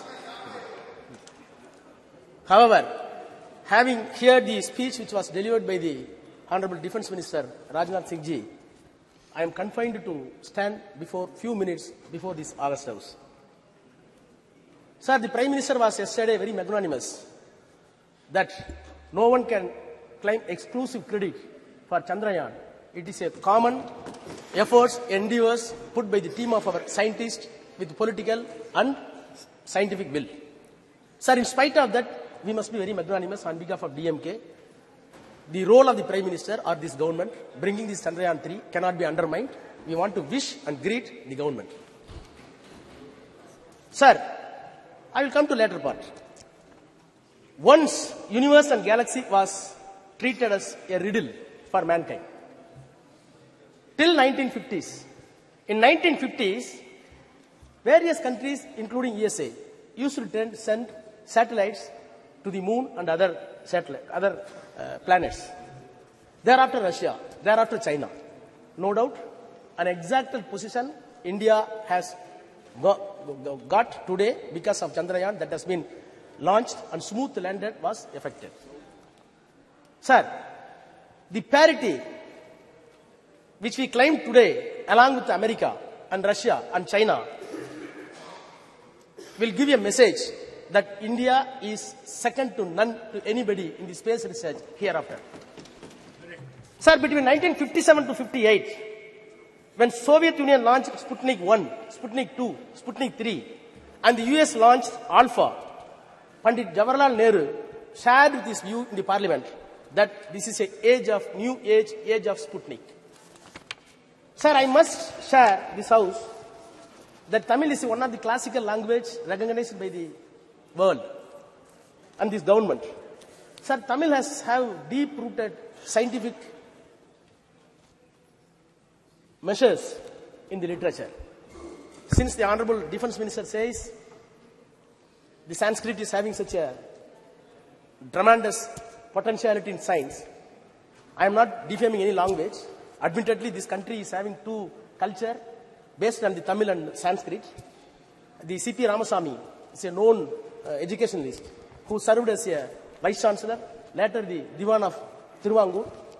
Maybe Sasi may be well aware about his knowledge and prowess. He admitted that there are two cultures in the country.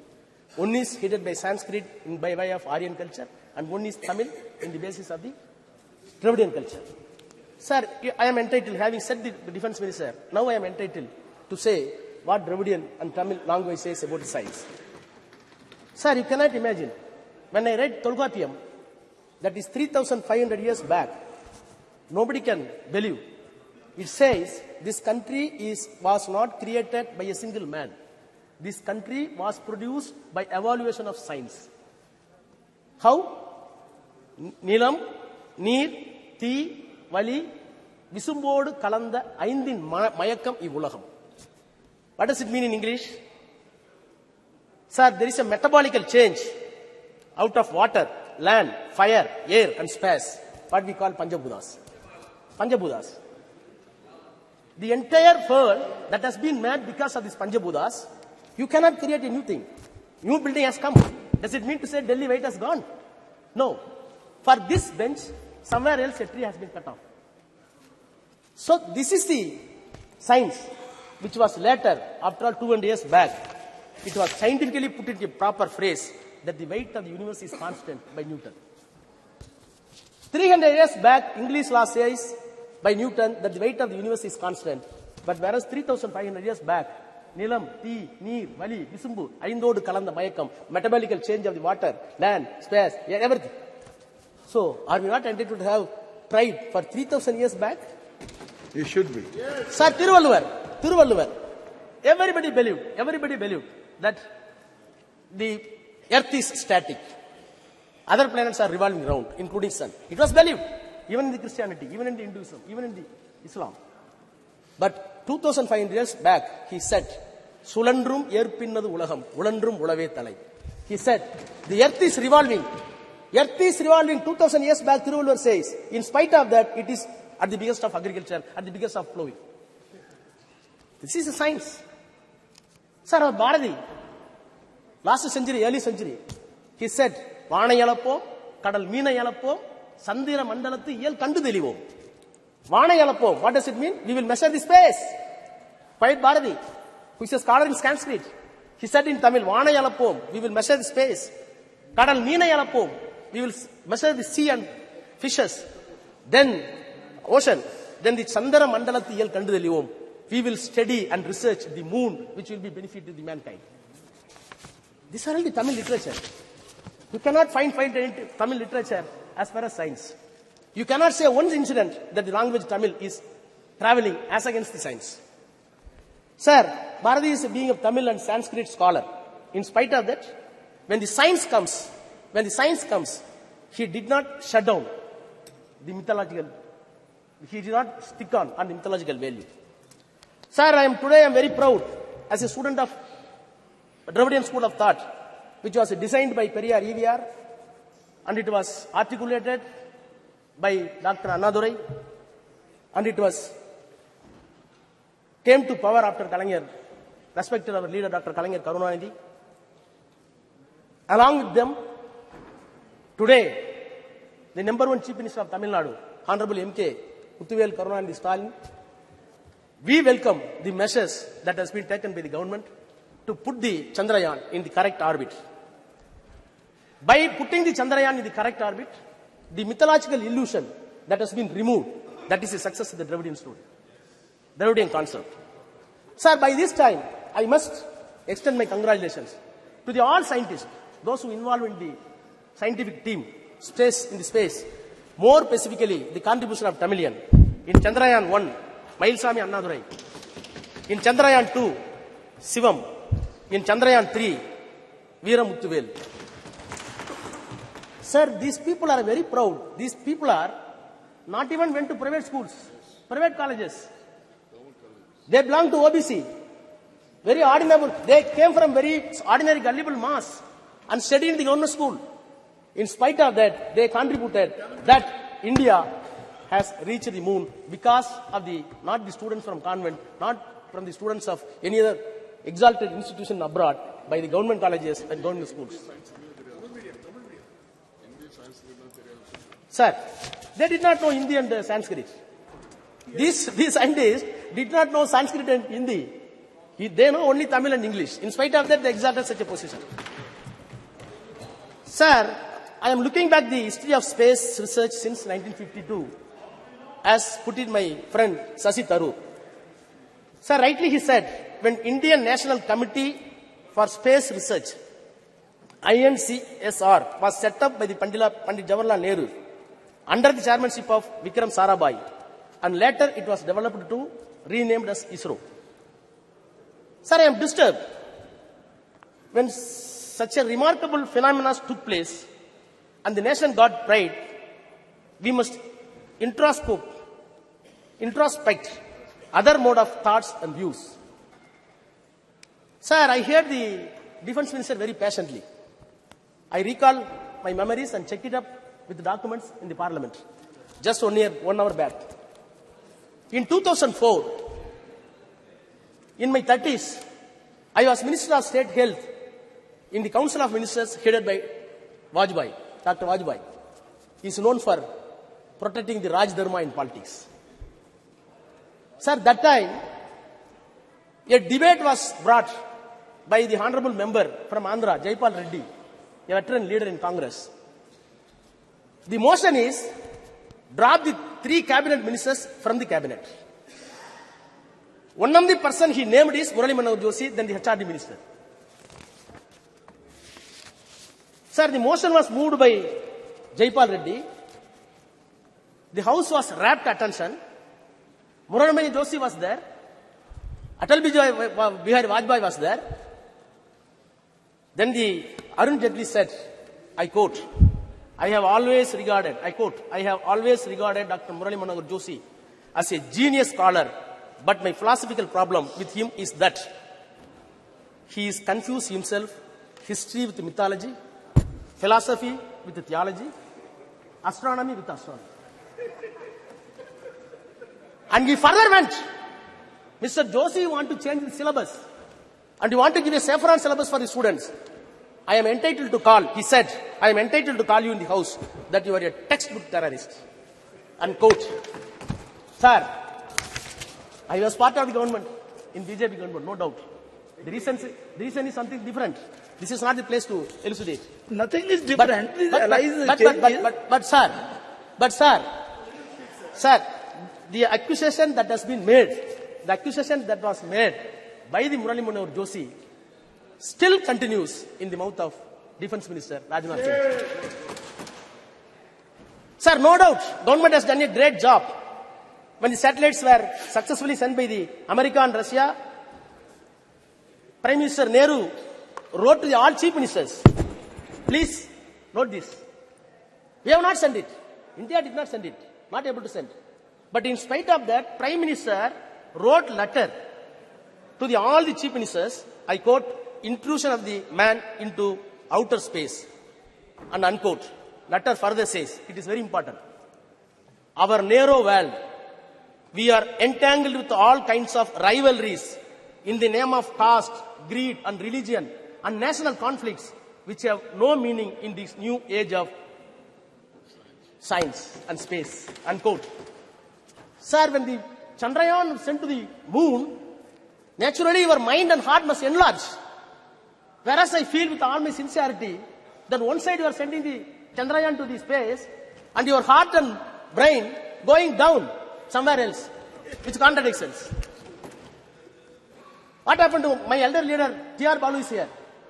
Sethu Samutram project, which was a dream for us. It was completely stopped because of mythology, not by science. Sir, among the Chandrayaan celebration, sir, it is very painful. No, sir, nothing. क्या point of order है? Indian Constitution. Sir, I will finish 1 minute. Some point of order is there. Mr. Raja, some point of order is there. It should be listened.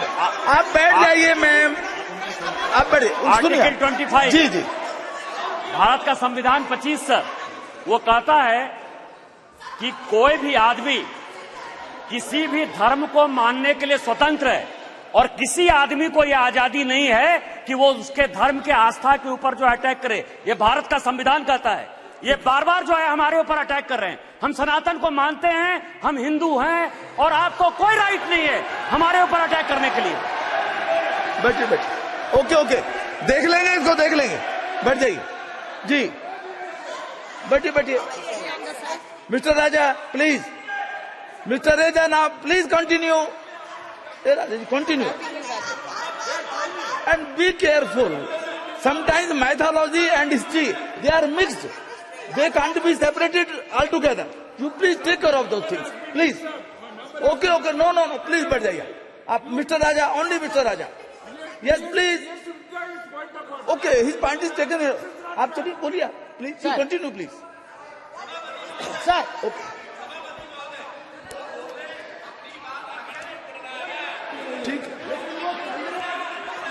ठीक है बैठिए. बोलिए. Sir. जी. बोलिए. Sir.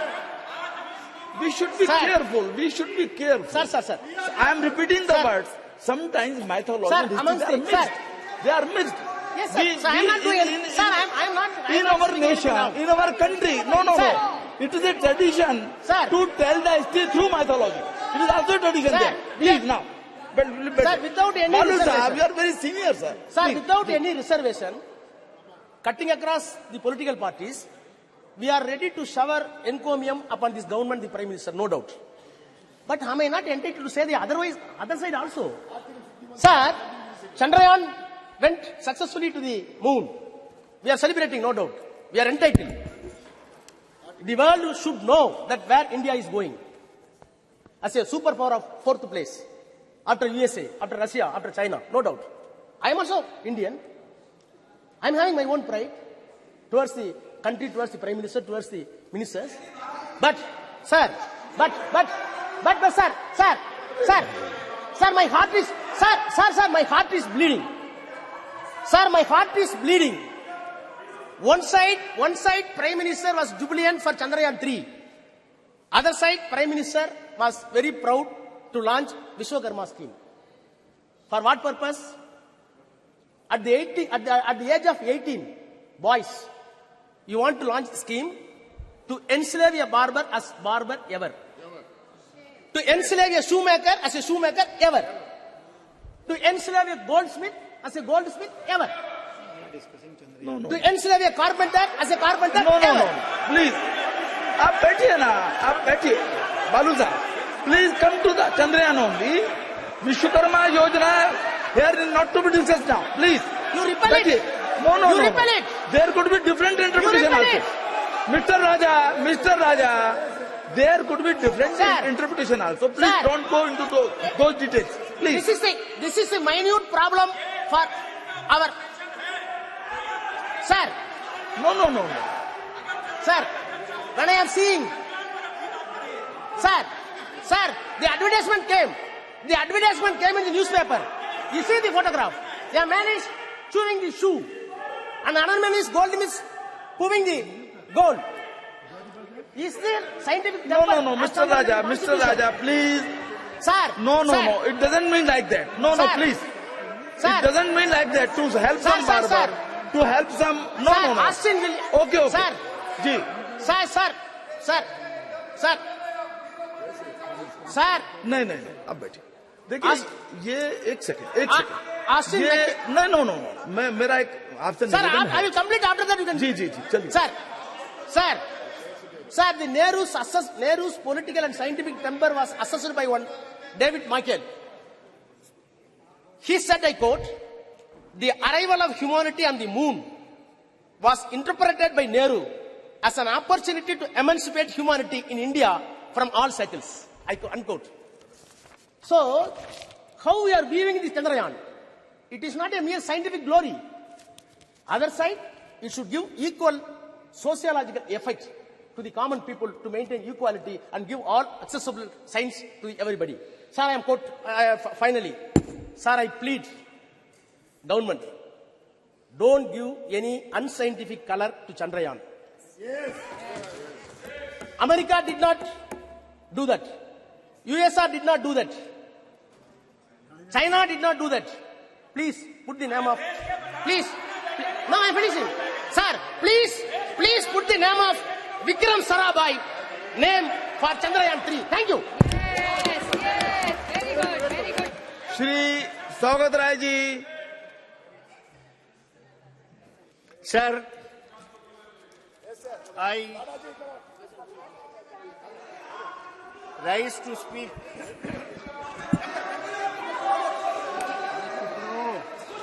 on the...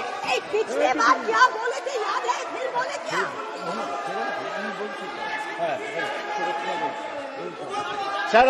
Sir, I rise to speak on the success of the Chandrayaan. I congratulate S. Somnath and all the scientists of ISRO. देखिए एक second जब आपका बोलने का सुनिए आपकी कोई चीज रिकॉर्ड में नहीं जा रही है. Please listen. आपकी कोई चीज रिकॉर्ड में नहीं जा रही है. आपको अवसर मिलेगा बोलने का. माननीय शांत बैठिए बिजोड़ी जी. नो, बैठ जाइए आप. आपको जब अवसर मिलेगा अपनी बात कहिएगा, अपना तर्क रखिएगा. अभी जो बात कही जा रही है उसको सुनिए आप please. Sir, please. I congratulate Somnath and all the scientists of ISRO. I may mention... अब बोलिए. I want to mention that there are many Bengali scientists from Bengal in the Chandrayaan project. Hey, तुम बैठो तो, फालतू आदमी बैठो तुम. ताला बोल नहीं, भाषण दो ना. नहीं, प्लीज. अगर सकते हो तो भाषण दो. They are scientists from Bengal, from Tamil Nadu, from Kerala, from other states, but they all are Indian scientists. Please. आप तो दादा, you know the delicacy of the thing. Now please, आप बैठिए. He doesn't need your support. Please, Sagadda. Every scientist from any region, any part of India, he was Indian scientist. Ji, please. When we are seeing Chandrayaan soft landing on the moon, in front of the TV, we saw Chandrayaan, then suddenly the Prime Minister's photograph came. The whole country wanted to see the soft landing. They saw the Prime Minister photograph. Why should this happen? Chandrayaan is not the result of one particular individual's effort. It is the result of 50 years of scientific work done by hundreds of scientists throughout the country. Sir, I was very pleased to hear Rajnath Singh speak on scientific temperament. The man who spoke of scientific temperament in this country was Jawaharlal Nehru. Scientific temperament means you do not accept anything without experiment, without logic.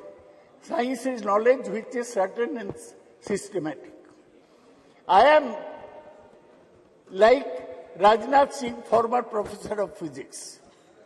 But in my physics, while speaking on Chandrayaan, I don't bring Ram Mandir, like Rajnath Singh. There is no connection between the two. Sir, sir, sir, You continue on the. I want to say, I am not Indian. Sir, I want to say, when somebody in top position says that Ganesh had plastic surgery in the ancient days, I do not accept this. When somebody says that Kauravas were born due to in vitro fertilization, I do not accept this. When somebody says that in Ramayana, the Pushpak Rath was a discovery by the ancient Indians, I do not accept this. I accept only that which is proved by science. Let me make it very clear. Sir, let me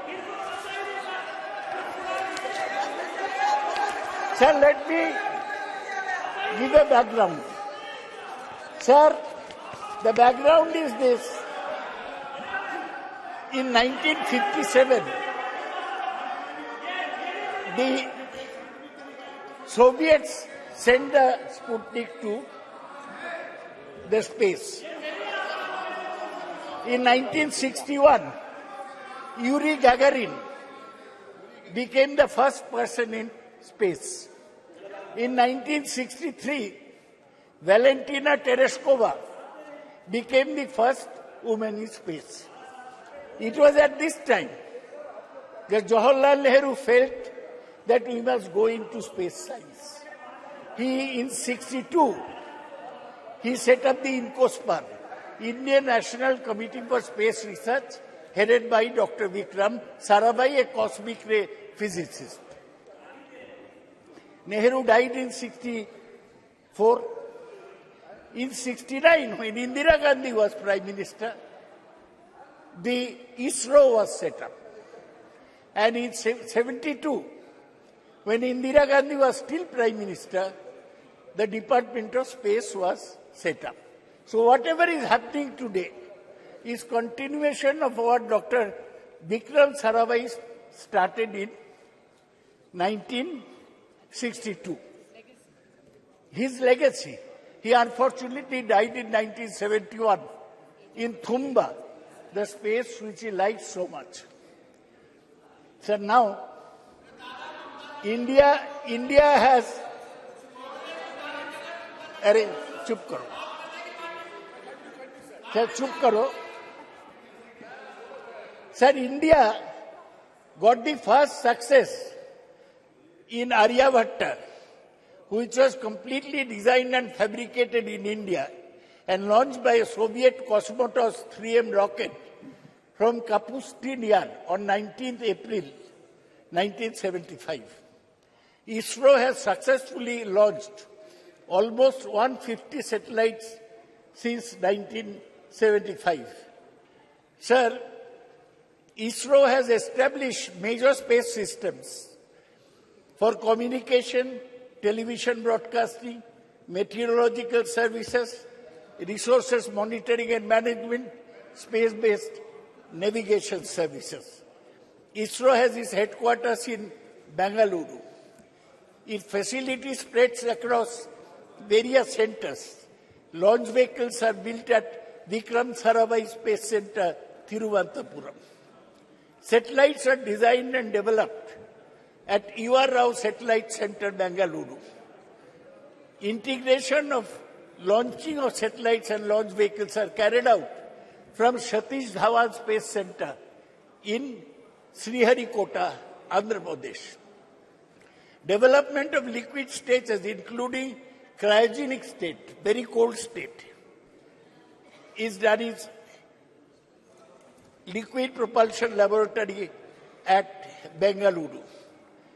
ISRO has carried out 125 spacecraft missions and planned several missions including Gaganayan, an interplanetary mission, such as Chandrayaan, Lupex, Shukrayan and Mangalayan, MOM-2.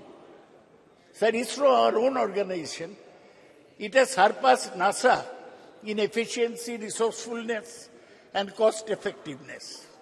In 2005, NASA launched the solar mission that cost $550 billion.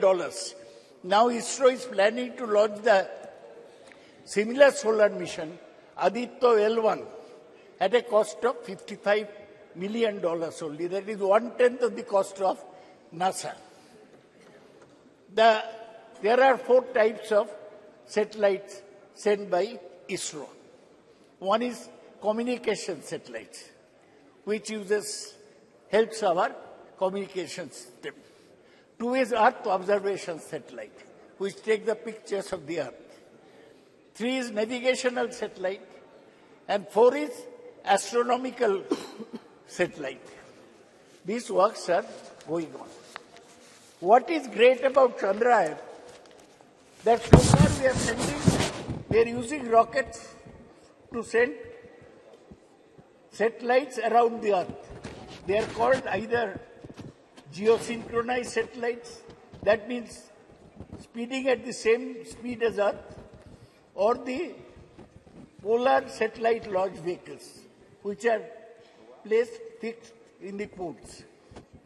Now, for the first time, sir, we have gone that from a satellite, our rocket has taken a lander mission, lander and a rover, onto the surface of the moon. We failed in Chandrayaan 2. Our lander crash landed, but this time there was no crash. The lander landed very softly. For one day, it sent me messages from moon, but then it had to be jettisoned. We are very happy, all of us, that India has achieved this. But we must have things in perspective. We are talking of a moon, not a moon landing, sending a lander in moon. There is a propulsion module and there is a landing module. Propulsion module takes it from the Earth orbit into the moon. Then landing module goes to the moon surface. Sir, I must remind you, आपको याद दिलाने चाहता हूं कि 57 में मैं बोला Soviet Sputnik भेजा, हम अभी मून में एक तो सॉफ्ट लैंडर भेजा 1969 में. आज से 54 साल पहले Neil Armstrong stepped on the moon as a man. Stepped on the moon. He said, it's a small step for me, but a giant step for mankind. Giant leap for the mankind. So, हम लोग 54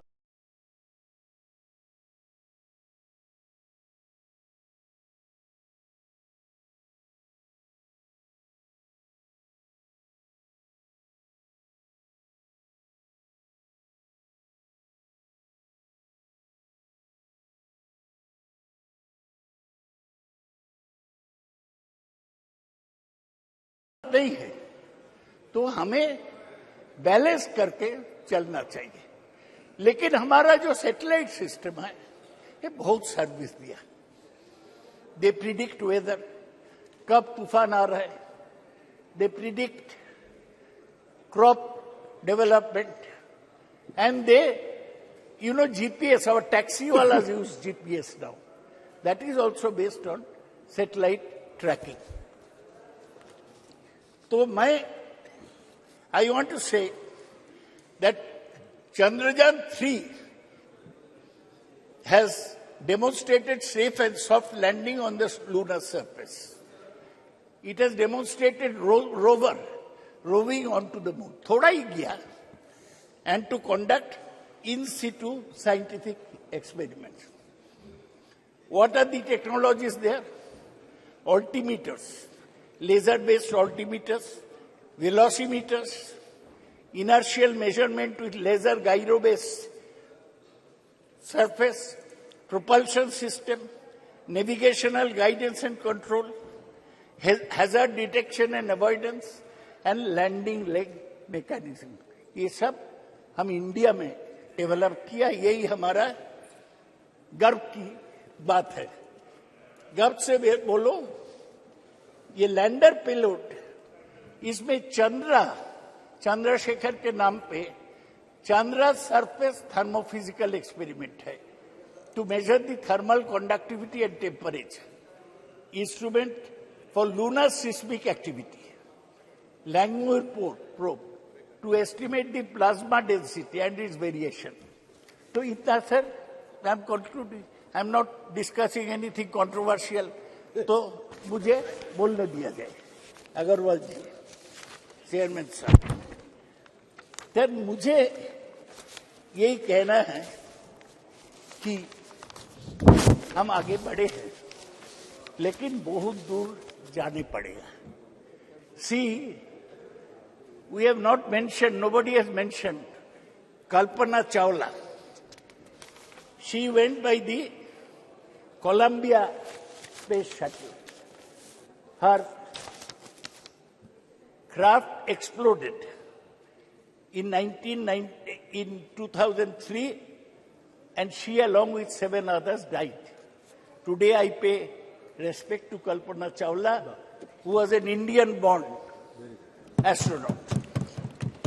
sir, आज क्या है, 1 साल पूरा हुआ। क्या, किसका? फ्रैंक रूबियो एक नासा के एस्ट्रोनॉट है, वो 1 साल स्पेस में है, 1 साल इंसान स्पेस में है। He is set to return to Earth this fall after setting the record for the longest single space flight by astronaut.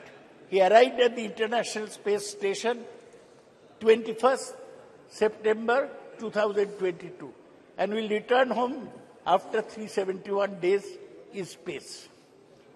Rubio and his fellow crew members conducted dozens of scientific investigation and technology demonstration. Sir, ये NASA 58 में setup हुआ। उस समय Soviet union आगे था। वो पहले Sputnik भेजा, पहले मैन ऑन द मून भेजा, पहले मैन ऑन द मून नहीं, मैन इन स्पेस भेजा, वुमेन इन द स्पेस। लाइका मर गया, लेकिन वेलेंटिना टेरेस्कोवा पहुंच गया। तो हमारा लक्ष्य जो है, आप लक्ष्य सिनेमा देखे होंगे ऋतिक रोशन का, लाइफ में एक लक्ष्य होना चाहिए। लक्ष्य यही है कि हम देश को आगे बढ़ाएंगे। देश में जो कुसंस्कार है इन लोग का बीच, ये दूर करेंगे। देश को विज्ञान में और टेक्नोलॉजी में आगे ले जाएंगे जी, तभी हमारा काम पूरा होगा। सर, अभी भी इंटरनेशनल स्पेस स्टेशन घूम रहा है, वो उधर ही रहता है, खाता है, ऐसा जैसा घर है। फ्रैंक रूबियो ऐसा किया है।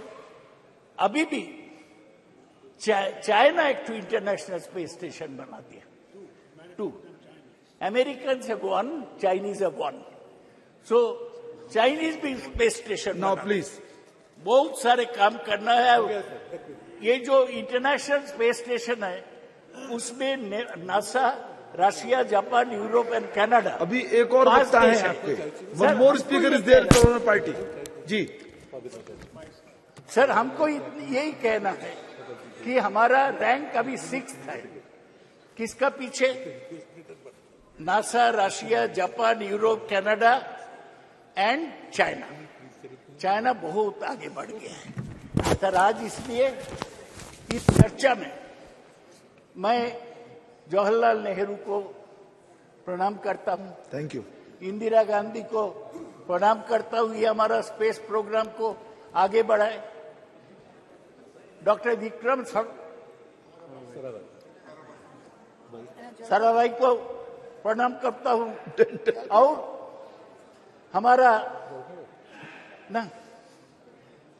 हमारा सतीश धवन और यूआर राव, इन लोगों को प्रणाम करता हूं। ये सब लोग मिलके हमारा स्पेस प्रोग्राम आगे बढ़ाया। ये बीजेपी का कोई कंट्रीब्यूशन नहीं है, ये साइंटिस्ट का कंट्रीब्यूशन है। Thank you, thank you. लक्ष्य में Shri लाबू Shri Krishna ji.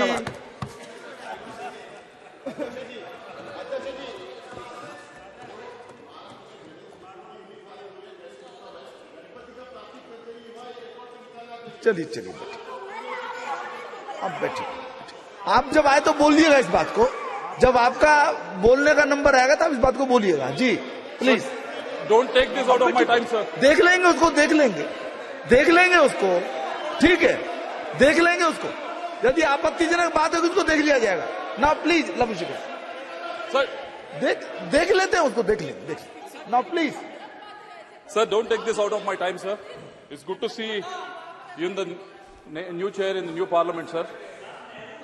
I thank my party floor leader, Mr. Reddy Garu, for allowing me to speak on the second day of the inauguration of this new parliament building, sir.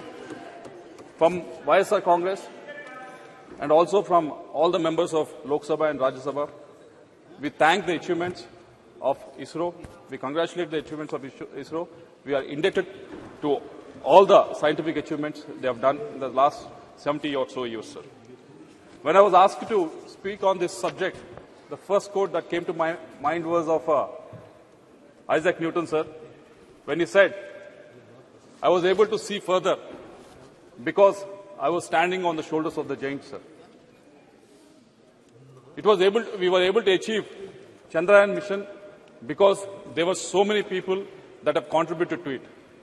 Just now, Professor Dada has mentioned about Vikram Sarabhai, Satish Dhawan, UR Rao, Madhavan Nair, Kastur Rangan, because of what they've achieved in the last 65 to 70 years.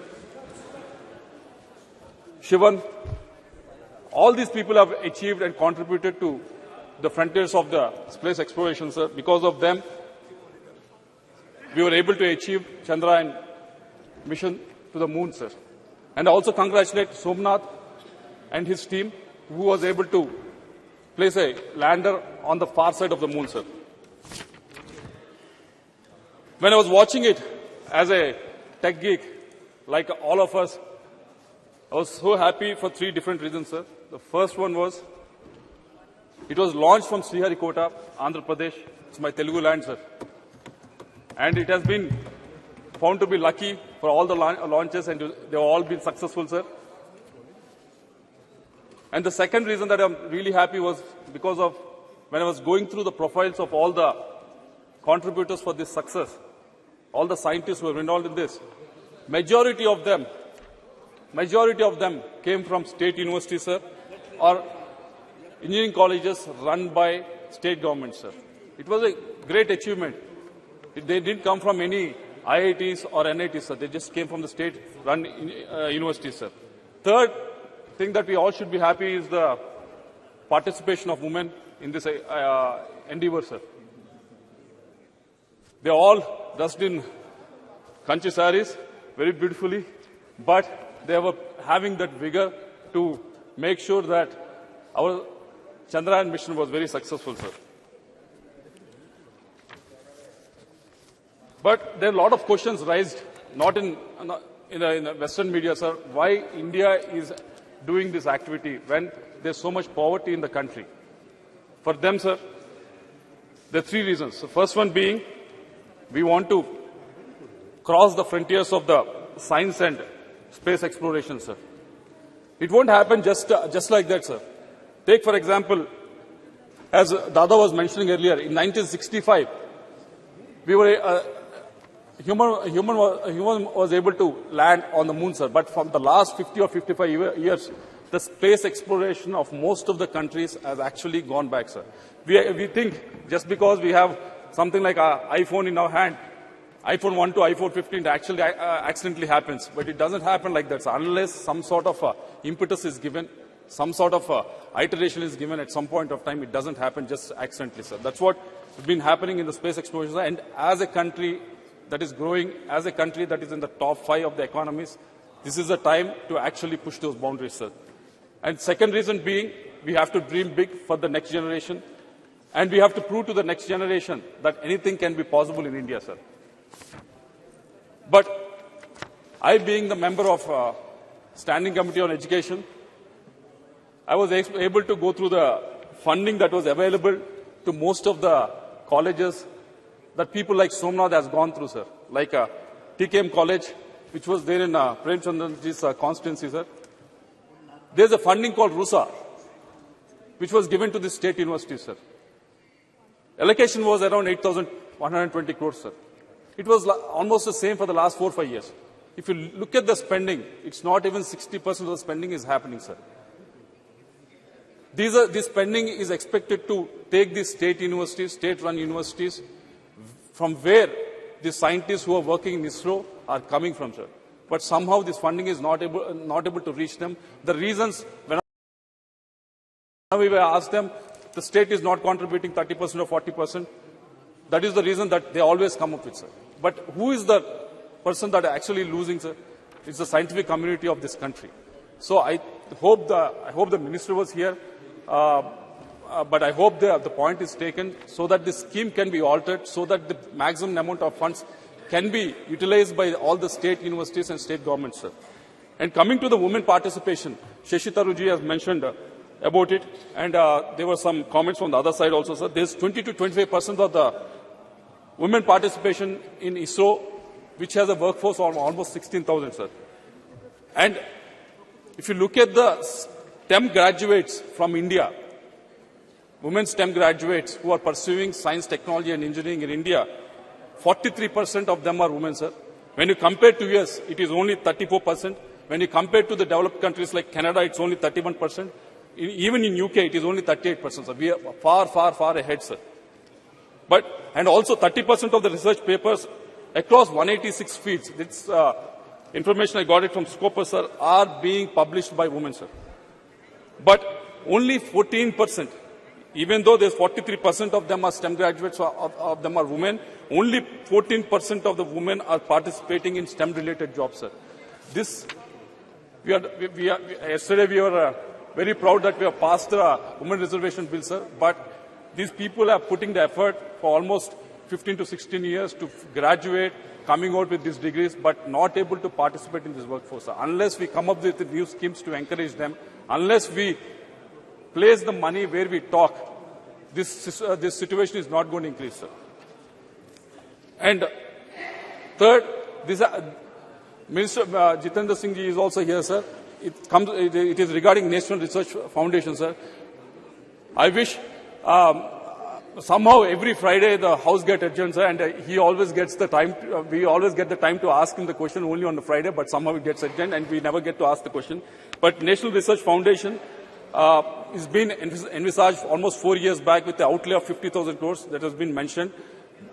And until now, not a single rupee has not been, correct me if I'm wrong, but not been actually given out to any of these IITs or NITs or any of the state-funded universities, sir. For the last 4 years, all these institutes have been actually waiting for it, sir.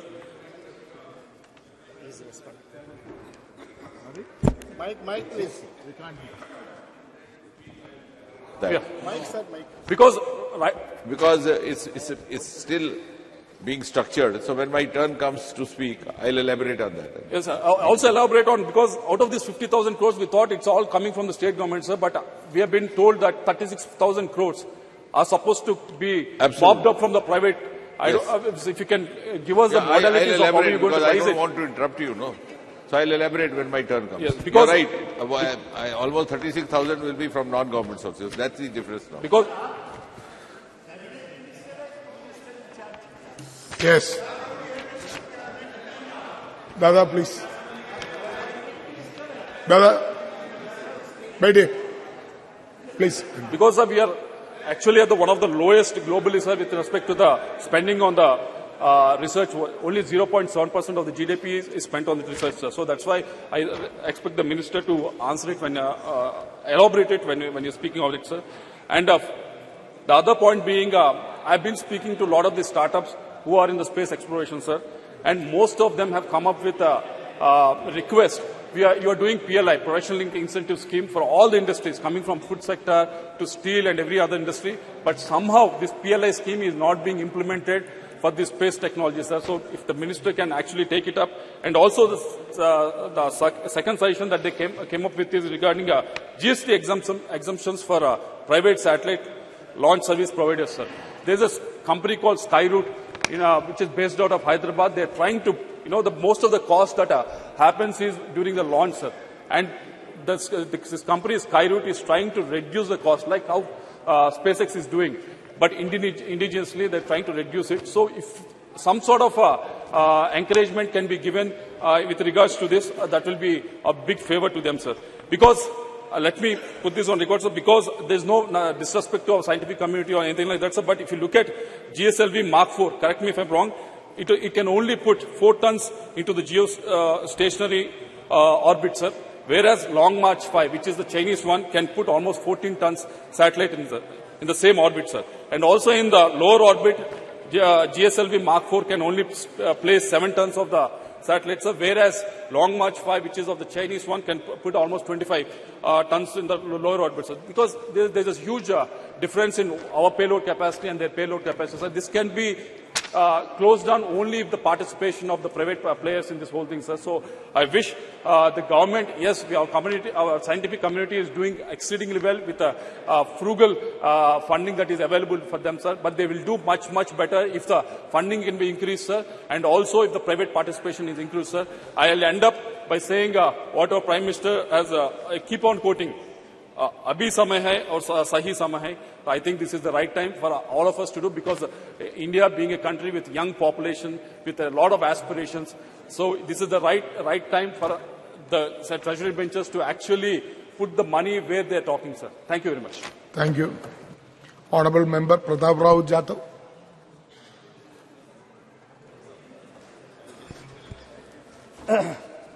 धन्यवाद अध्यक्ष जी। आज यहाँ पर जो हो रही है चंद्रयान 3 की चर्चा पर मुझे बोलने का अवसर दिया। अध्यक्ष जी, भारतीय अंतरिक्ष अनुसंधान संगठन का गठन 15 अगस्त 1969 में ग्रहों की खोज और अंतरिक्ष विज्ञान अनुसंधान को आगे बढ़ाने के राष्ट्रीय विकास में अंतरिक्ष प्रौद्योगिकी विकसित करने में और उपयोग करने के दृष्टि से किया गया था। मेरे पहले बहुत सारे सदस्यों ने यहाँ पर बहुत सारे बातें यहाँ पर कही, मैं उसको दोहराऊंगा नहीं। लेकिन अध्यक्ष जी, आजादी के बाद से अब तक भारत ने अंतरिक्ष का सफर शानदार तरीके से तय किया है। साइकिल व बैलगाड़ी से शुरू हुई हमारी अंतरिक्ष की यात्रा मंगल और चांद तक पहुंच गई है और सूरज के तरफ भी हम निकल चुके हैं। आज भारत मानव को अंतरिक्ष में भेजने की तैयारी भी कर रहा है। अध्यक्ष महोदय,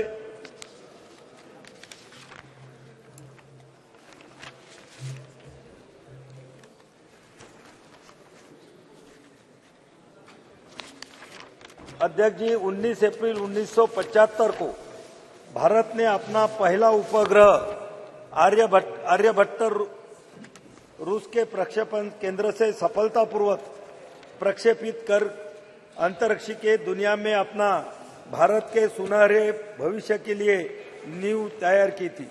आर्यभट्ट उपग्रह का निर्माण इसरो के लिए बड़ी चुनौती थी, क्योंकि उस समय न तो भारतीय वैज्ञानिकों के पास आधारभूत सुविधाएं थी और न ही पर्याप्त संसाधन थे। लेकिन भारतीय वैज्ञानिकों ने जज्बे के आगे समस्याएं छोटी हो गई और इसरो के तत्कालीन अध्यक्ष प्रोफेसर सतीश धवन के मार्गदर्शन के युवा टीम ने आर्यभट्ट का निर्माण किया था। अध्यक्ष जी, हमारे वैज्ञानिकों ने 22 अक्टूबर 2008 को 1380 किलोग्राम का चंद्रयान 1 भेजा, जो 14 नवंबर 2008 को चंद्रमा की सतह पर पहुंचा। चांद पर तिरंगा लहराते ही भारत चंद्रमा पर अपना झंडा लगाने वाला चौथा देश बन गया। अध्यक्ष जी,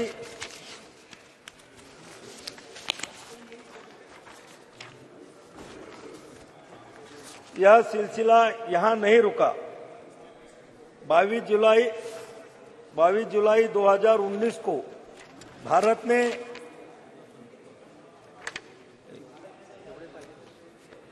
अध्यक्ष जी माननीय प्रधानमंत्री श्री मोदी जी की नेतृत्व में नेविगेशन के कार्यक्रम में भी बहुत तेजी आई। अध्यक्ष जी कारगिल युद्ध में के दौरान अमेरिका ने अपना नेविगेशन सिस्टम भारत को देने से मना कर दिया था, जिससे हमारी सेना को कारगिल की पहाड़ियों पर दुश्मन के छुपे ठिकानों का पता लगाना मुश्किल हो गया था।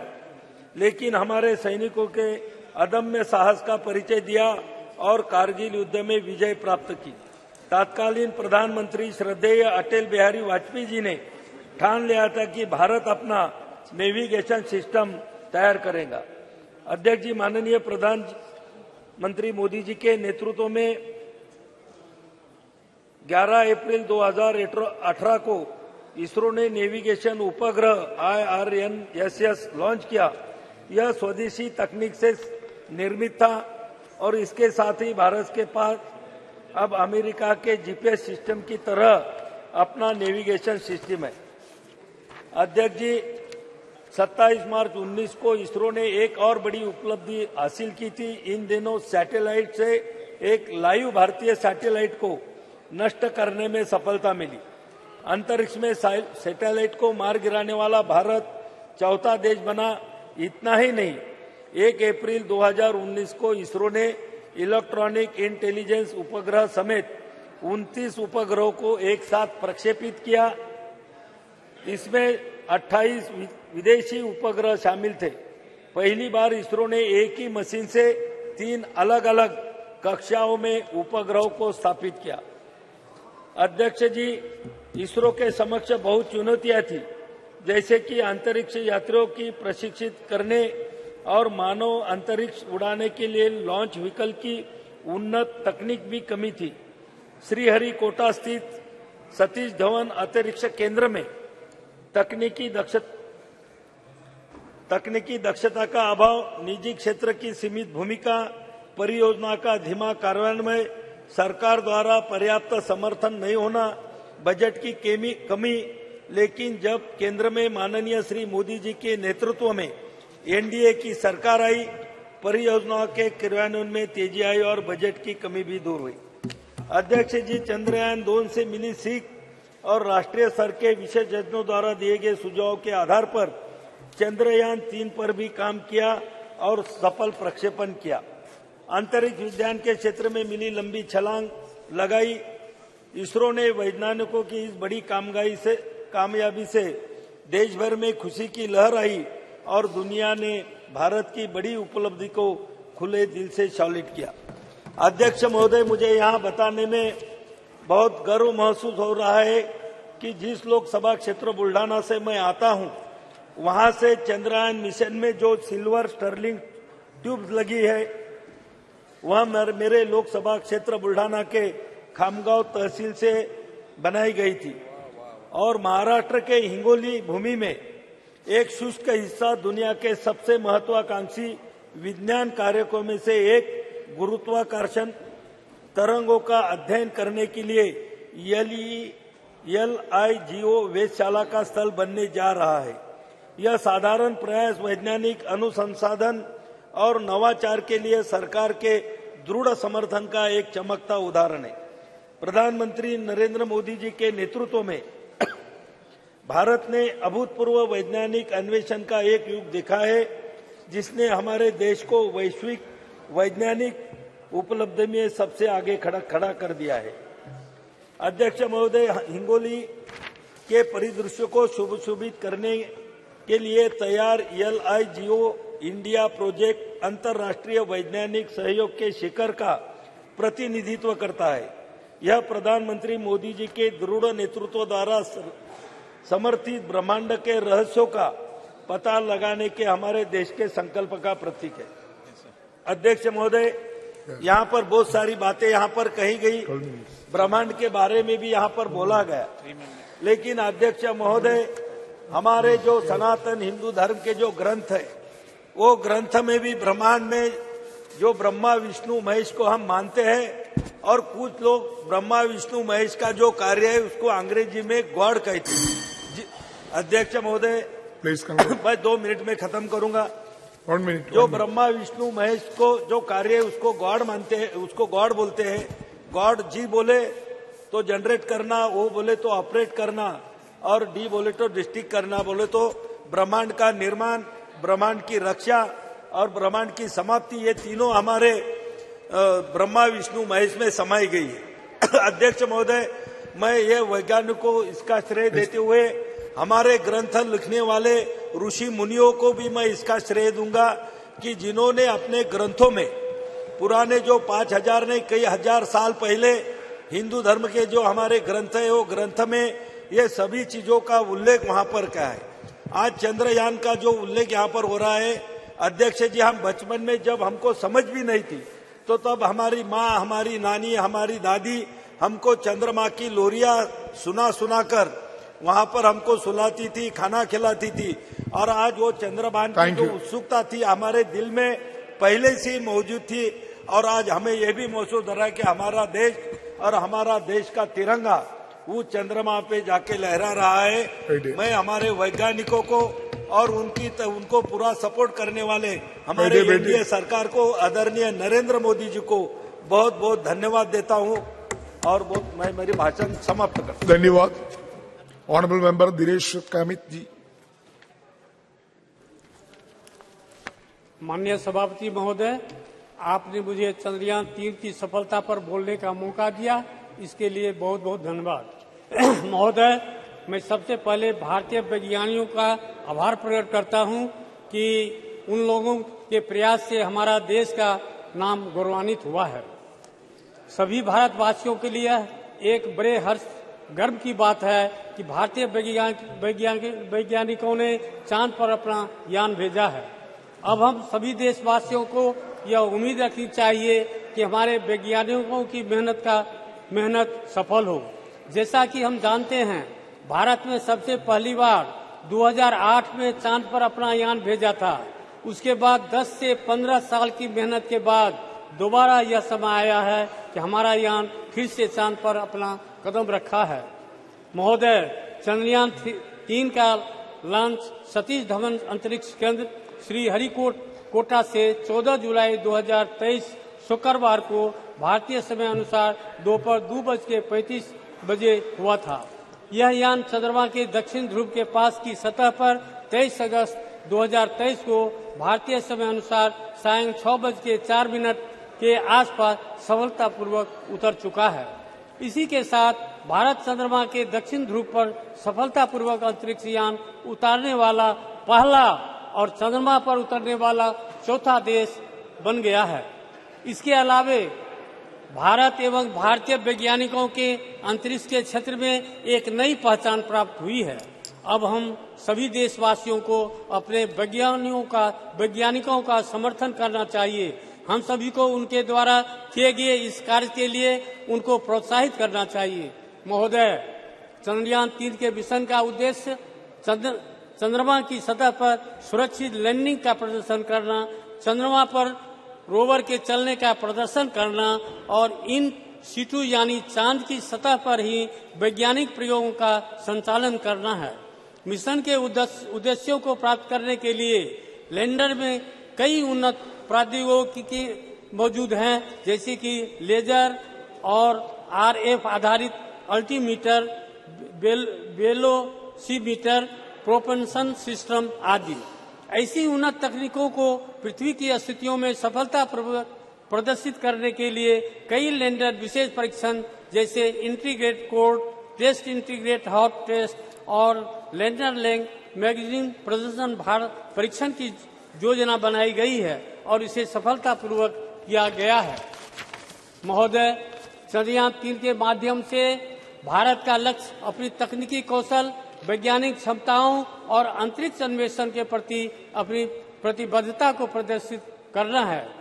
यह सफलता अंतर्राष्ट्रीय अंतरिक्ष समुदाय में भारत की स्थिति को और मजबूत करेगा। यह मिशन युवा पीढ़ी को विज्ञान, प्रौद्योगिकी, इंजीनियरिंग और गणित में कैरियर बनाने के लिए प्रेरित करेगा तथा विश्व में भारत की प्रतिष्ठा को बढ़ाने का काम करेगा।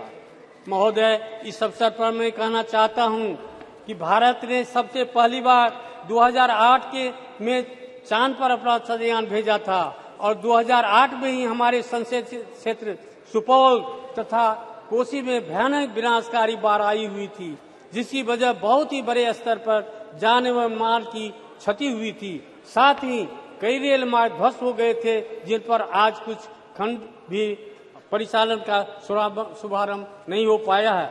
महोदय, सदन के माध्यम से मैं माननीय प्रधानमंत्री, माननीय रेल मंत्री जी से आग्रह करता हूं कि पूर्वी मध्य रेलवे के समस्तीपुर मंडल अंतर्गत ललित ग्राम से फारबिसगंज तक सीआरएस का इंस्पेक्शन 11 जनवरी को हो चुका है, किंतु अभी तक उस खंड पर रेल परिचालिका है बस मालिकों द्वारा जनता का शोषण हो रहा है, जबकि कई बार माननीय रेल मंत्री से संपर्क करके उनका ध्यान आकर्षित किया, उस पर अतिशीघ्र रेल परिचालन का शुभारंभ किया जाए। जोगबनी दानापुर तथा जोगबनी सहरसा एक्सप्रेस ट्रेन का शुभारंभ किया जाए, जिसे रेलवे बोर्ड के द्वारा जोगबनी से चलने वाली ट्रेन जिसका उसे भी हरी झंडी दिखाकर परिचालन शुभारंभ किया जाए। साथ ही राजधानी एक्सप्रेस गाड़ी 12,527 और 12,528 सरायगढ़ या सुपौल तक विस्तार किया जाए, जिससे सुपौल जिला सहित कोसी तथा सीमावर्ती क्षेत्र के सभी जनता को इसका लाभ मिले। महोदय, इसी के साथ पुनः मैं अपने पूरे संसदीय क्षेत्र की जनता की तरफ से हार्दिक धन्यवाद एवं बधाई देता हूं और ईश्वर से यह प्रार्थना करता हूं कि आप सभी वैज्ञानिकों को उनके कार्य क्षेत्र में सूर्य की तरह तेज प्रकाश बना रहे और इसी तरह देश को सर्वोच्च सम्मान मिलता रहे। इन्हीं शब्दों के साथ बहुत बहुत धन्यवाद। थैंक यू, धन्यवाद। Honourable member Shri Achyutananda Samanta ji. I would like to thank Honorable Chair to grant me this wonderful opportunity to participate in the discussions regarding success of Chandrayaan-3 mission and other achievements of our nation in the space sector. It's my first address in this new house that was brought with the historic passage of Nari Shakti Bandhan Adhiniyam, and today we are to discuss the other momentous milestone of soft landing of Chandrayaan-3 near the south pole of the moon, making Bharat the fourth country to achieve a soft landing on the moon after the US, Soviet Union and also China. 23rd August, all of us were glued to the screen and were keeping updates of what was happening second by second. Whole of India watched it through group live streams with finger crossed, becoming a part of this majestic lunar mission by heart. And when it landed, there was celebration and joy all over. It was the victory of each of 140 crore Indians.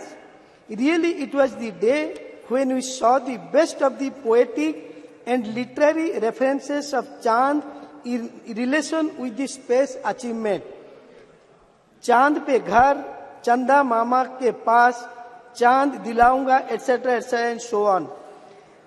In this regard, Russia's president acknowledged the impressive progress made by India in science and technology. South Africa president celebrated the moment as a significant achievement for the BRICS coalition, while Nepal's prime minister termed it historic. The European Space Agency was thoroughly impressed, and the United States praised the success for its inspirational and historic significance. In this regard, we acknowledge and celebrate the significant contribution of Indian scientists who made this possible. It is their efforts and perseverance that paid off. They are shining examples of knowledge, dedication, and expertise. The exceptional analytical abilities of our scientists, their steadfast commitment to exploration, and relentless drive to overcome challenges consistently places India at the forefront of global scientific achievements. Their quest for excellence and curiosity not only solidify our global reputation, but also inspire others to dream big and contribute to the world's knowledge. The involvement of large number of women scientists have contributed to the success of Chandrayaan-3 and India's space program in general, motivates aspiring women scientists like no one else. In this regard, I am happy that several scientists from our state, Odisha, played very significant roles in ISRO Chandrayaan-3 lunar exploration mission. Devashish Mahapatra, Sarath Kumar Das, Atal Krishna Khotua, and Naga Raju, and so many Odias have contributed in this mission. I have to congratulate Honorable Prime Minister Shri Narendra Modi ji, his visionary and exemplary leadership to inspire India's space program for human welfare and scientific progress. He has always encouraged science and innovation. Under his leadership, a series of reforms have been ushered which have made research and innovation easier. The celebration of 23rd August as the National Space Day is an example of his love, respect and belief in Indian space program. Chandrayaan-3 Triumph serves as a remarkable affirmation of Prime Minister Narendra Modi's resounding message, Jai Vigyan, Jai Anusandhan. I have to express my thanks for his leadership of including common man, everyone in the process, whether it is sports or space launch or G20. Thanks for Jan Bhagidari. Similarly, it has huge impact. It has opened up web of opportunity for several sectors that could boost India's economic growth. It has opened up a new horizon of opportunity for several startups and companies involved in sectors such as space technology, aerospace, defense and R&D. It will also boost private investment in allied sectors. Coupled with higher budgetary allocation, it will ultimately contribute to economic growth. It also paves the way for an increased scientific temper amongst the youth of India, an accelerated pathway for self-reliance in emerging sectors and technology, and instilling the confidence to be amongst the top 3 economy of the world, solidifying the Made in India image. Lastly, the future of the Indian space sector is vibrant with several major initiatives and projects in progress, continuing government funding and private sector collaboration. India is poised to make an indelible imprint in the field of space exploration and technology. India is and will continue to be in the forefront of the space technology race. Thank you, sir. Thank you. Honorable Member Shri Ram Shiromani Verma ji.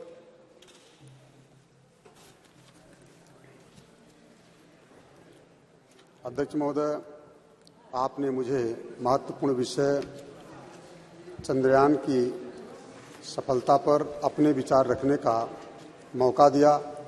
हम आपका हृदय से धन्यवाद देते हैं। मुझे गर्व है कि इस नए सदन में अपनी पार्टी की तरफ से बोलने का पहली बार मौका मिला है। इसके लिए हम अपनी पार्टी की राष्ट्रीय अध्यक्ष बहन कुमारी मायावती जी का दिल से आभार व्यक्त करते हैं। महोदय, चंद्रयान-3 की सफल प्रक्षेपण में अपना पूरा देश गर्वान्वित महसूस कर रहा है। अब हम वैश्विक मानचित्र पर अपना स्थान रॉकेट प्रक्षेपण के संदर्भ में अंकित हो चुके हैं। इस सफल प्रक्षेपण हेतु मैं इसरो के वैज्ञानिकों, इंजीनियरों सहित उक्त चंद्रयान के लिए काम करने वाले समस्त कर्मचारियों को भी, जो दिन रात मेहनत करके चंद्रयान-3 को सफल बनाया है और आज विश्व में भारत पहले स्थान पर अंतरिक्ष प्रक्षेपण के मामले में पहुंच चुका है। मैं और मेरी बहुजन समाज पार्टी और देश के सभी सम्मानित नागरिकों की तरफ से इसरो के सभी वैज्ञानिकों को दिल से धन्यवाद देते हैं और विश्वास करते हैं कि समय समय पर देश की जनता की मांग को देखते हुए नित्य प्रतिदिन हमारे वैज्ञानिक अपनी लगन, परिश्रम और मेहनत से सफल अंतरिक्ष प्रक्षेपण करते रहेंगे। इसी के साथ अपने लोकसभा क्षेत्र श्रावस्ती की सम्मानित जनता जनार्दन की तरफ से भी समस्त वैज्ञानिकों को बधाई देता हूं। बहुत बहुत धन्यवाद।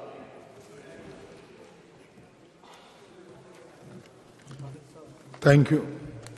Honorable Member Shri Kota Prabhakar Reddy ji.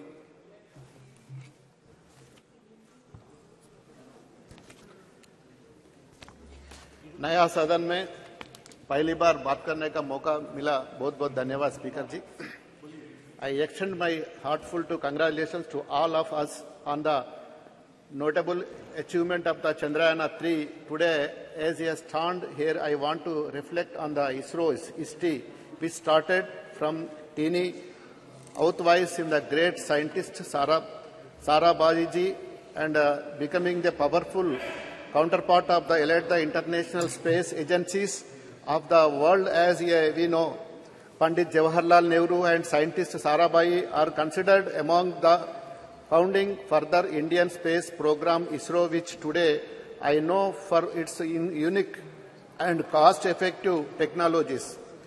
In this regards, we express our heartfelt gratitude to all the Honorable Prime Minister standing with the Nehru ji to our current Prime Minister and the Narendra Modi ji for the further invaluable contribution of the transforming ISRO's trajectory into the historic one, and I pay my respects to all of the scientists from the Aryabhatta to Somanath ji for the having contributed so much to the nation of the mission to the space. ISRO, through its hard work and the achievements, becomes a great role model, not just for the other countries, but also amongst the private companies invested in the space exploration, which ISRO was set up in the 1960s. Moon and Mars missions were not too in the agenda. Even in the for future, the aim was the initiate the space exploration, the expeditions to learn more about the world's space for the benefit of our people. With such clear objective, even in time when in the country was still struggling with issues of poverty and the limited resources, ISRO leaders developed in the style and the products maximum benefits within the minimum of efforts. We are very grateful to contributions of our brilliant scientists and leaders of ISRO. Since its inspection, the journey of ISRO from the 1960s to the today has simply been remarkable. Sir, Chandrayaan's successful landing in our south pole of the moon was a joyous and the historic moment of the country. The country joined in the elite club of the countries to soft land and on the moon. The successful landing on the south pole of the moon, which no country has ever achieved so far, also shown the technologies programs that India has made so far and the scientific capabilities and the commitment to work to our Indian scientists and the engineers. The success Chandrayaan-3 is not only an achievement for the country to fulfill global aspirations, but also open the avenue for the economic growth across various sectors. In the believed the bolster of Make in India initiative to contribute to the growth. Sir, of domestic companies which are engaged in the developing satellite systems and the telecommunications. The success of the great missions has also paved the way of the fostering heightened scientific mindset among the Indian youth, accelerating the journey towards the self-reliance of the emerging sectors and the technologies, and installing confidence position ourselves among top of 3 economics globally. While taking about the many achievements of the ISRO, it is the quality important also take about the extensive role played by the Telangana for our same, the Telangana state emerging as the commercial hub of the space-related products and the services in the well-known that over 30% of the components used in the ISRO highly acclamated Mars orbits missions in the supplied by SME based in Hyderabad. Sir, 1 minute, sir. I can proudly to say that I am the first state that effectively take about the mate waivers and most receptive state of encourage youth and relay space of the behind this was is the dream that turned out of the true overturn. There was no vision of the mission of the Chief Minister of Chandrasekhar Rao and our IT Minister of the KT Ramarao, which is the launch of the space technology framework in the April 23. Telangana government under the leadership of K. Chandrasekhar Rao unvalued, and this is the aim of the blustering private industry involvement in the space technology sector.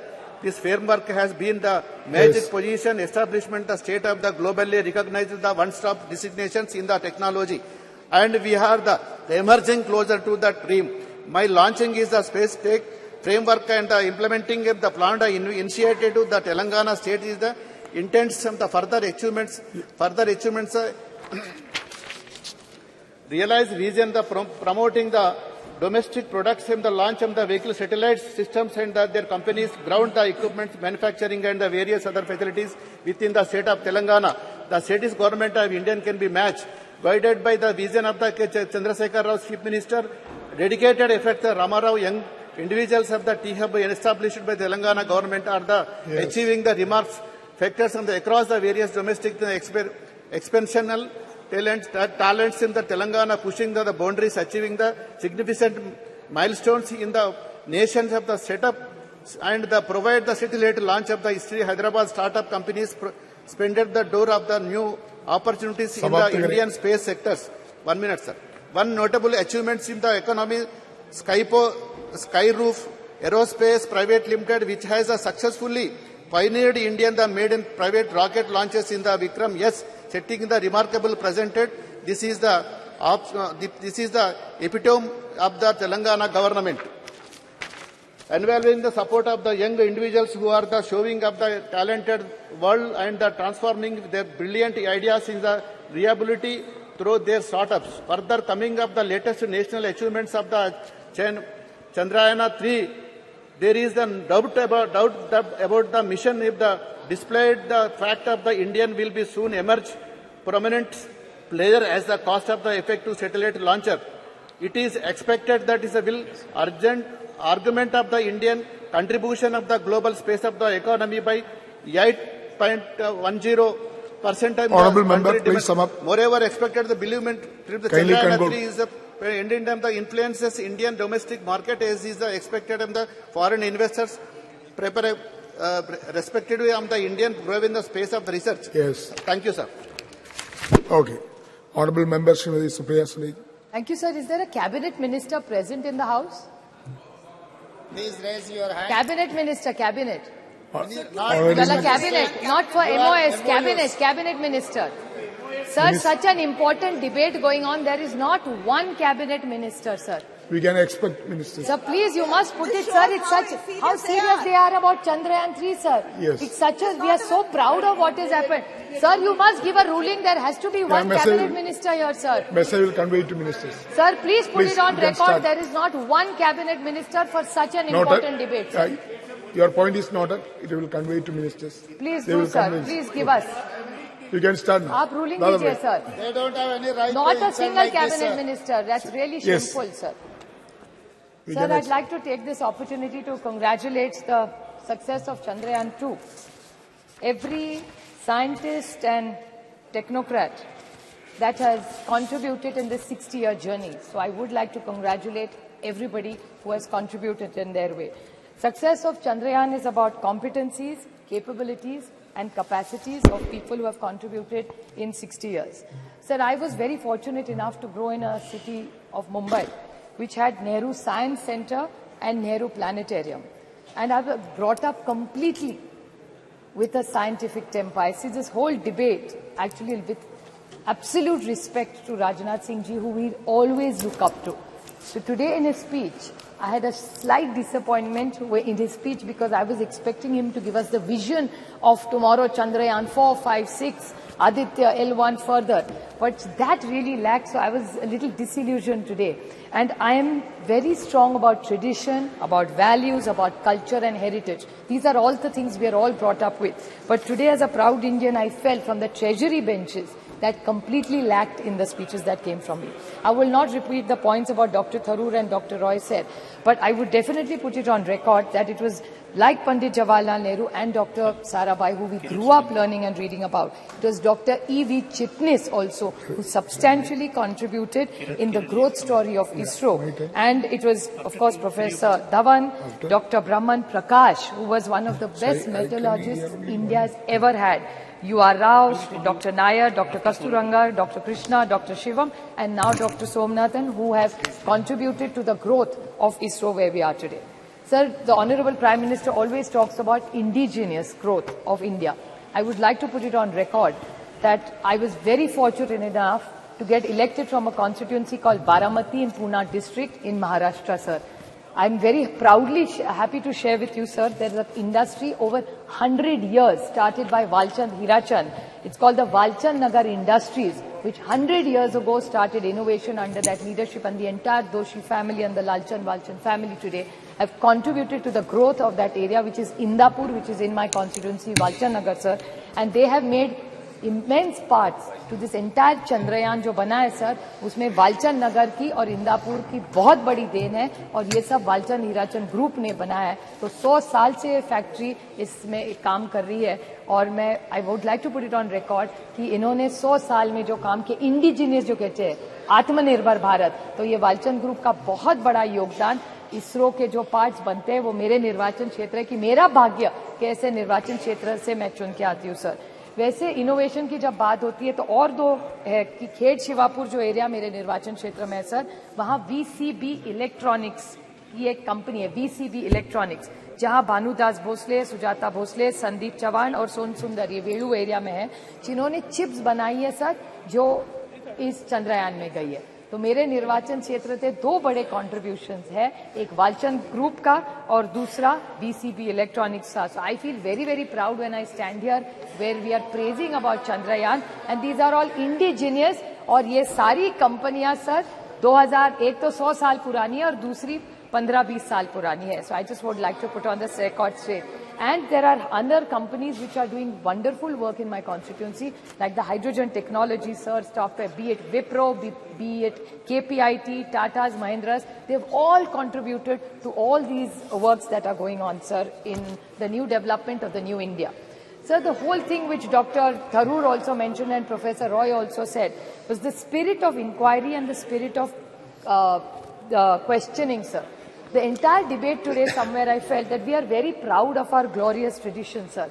Be it in mathematics, be it in metallurgy, and be it in astronomy. India is very proud.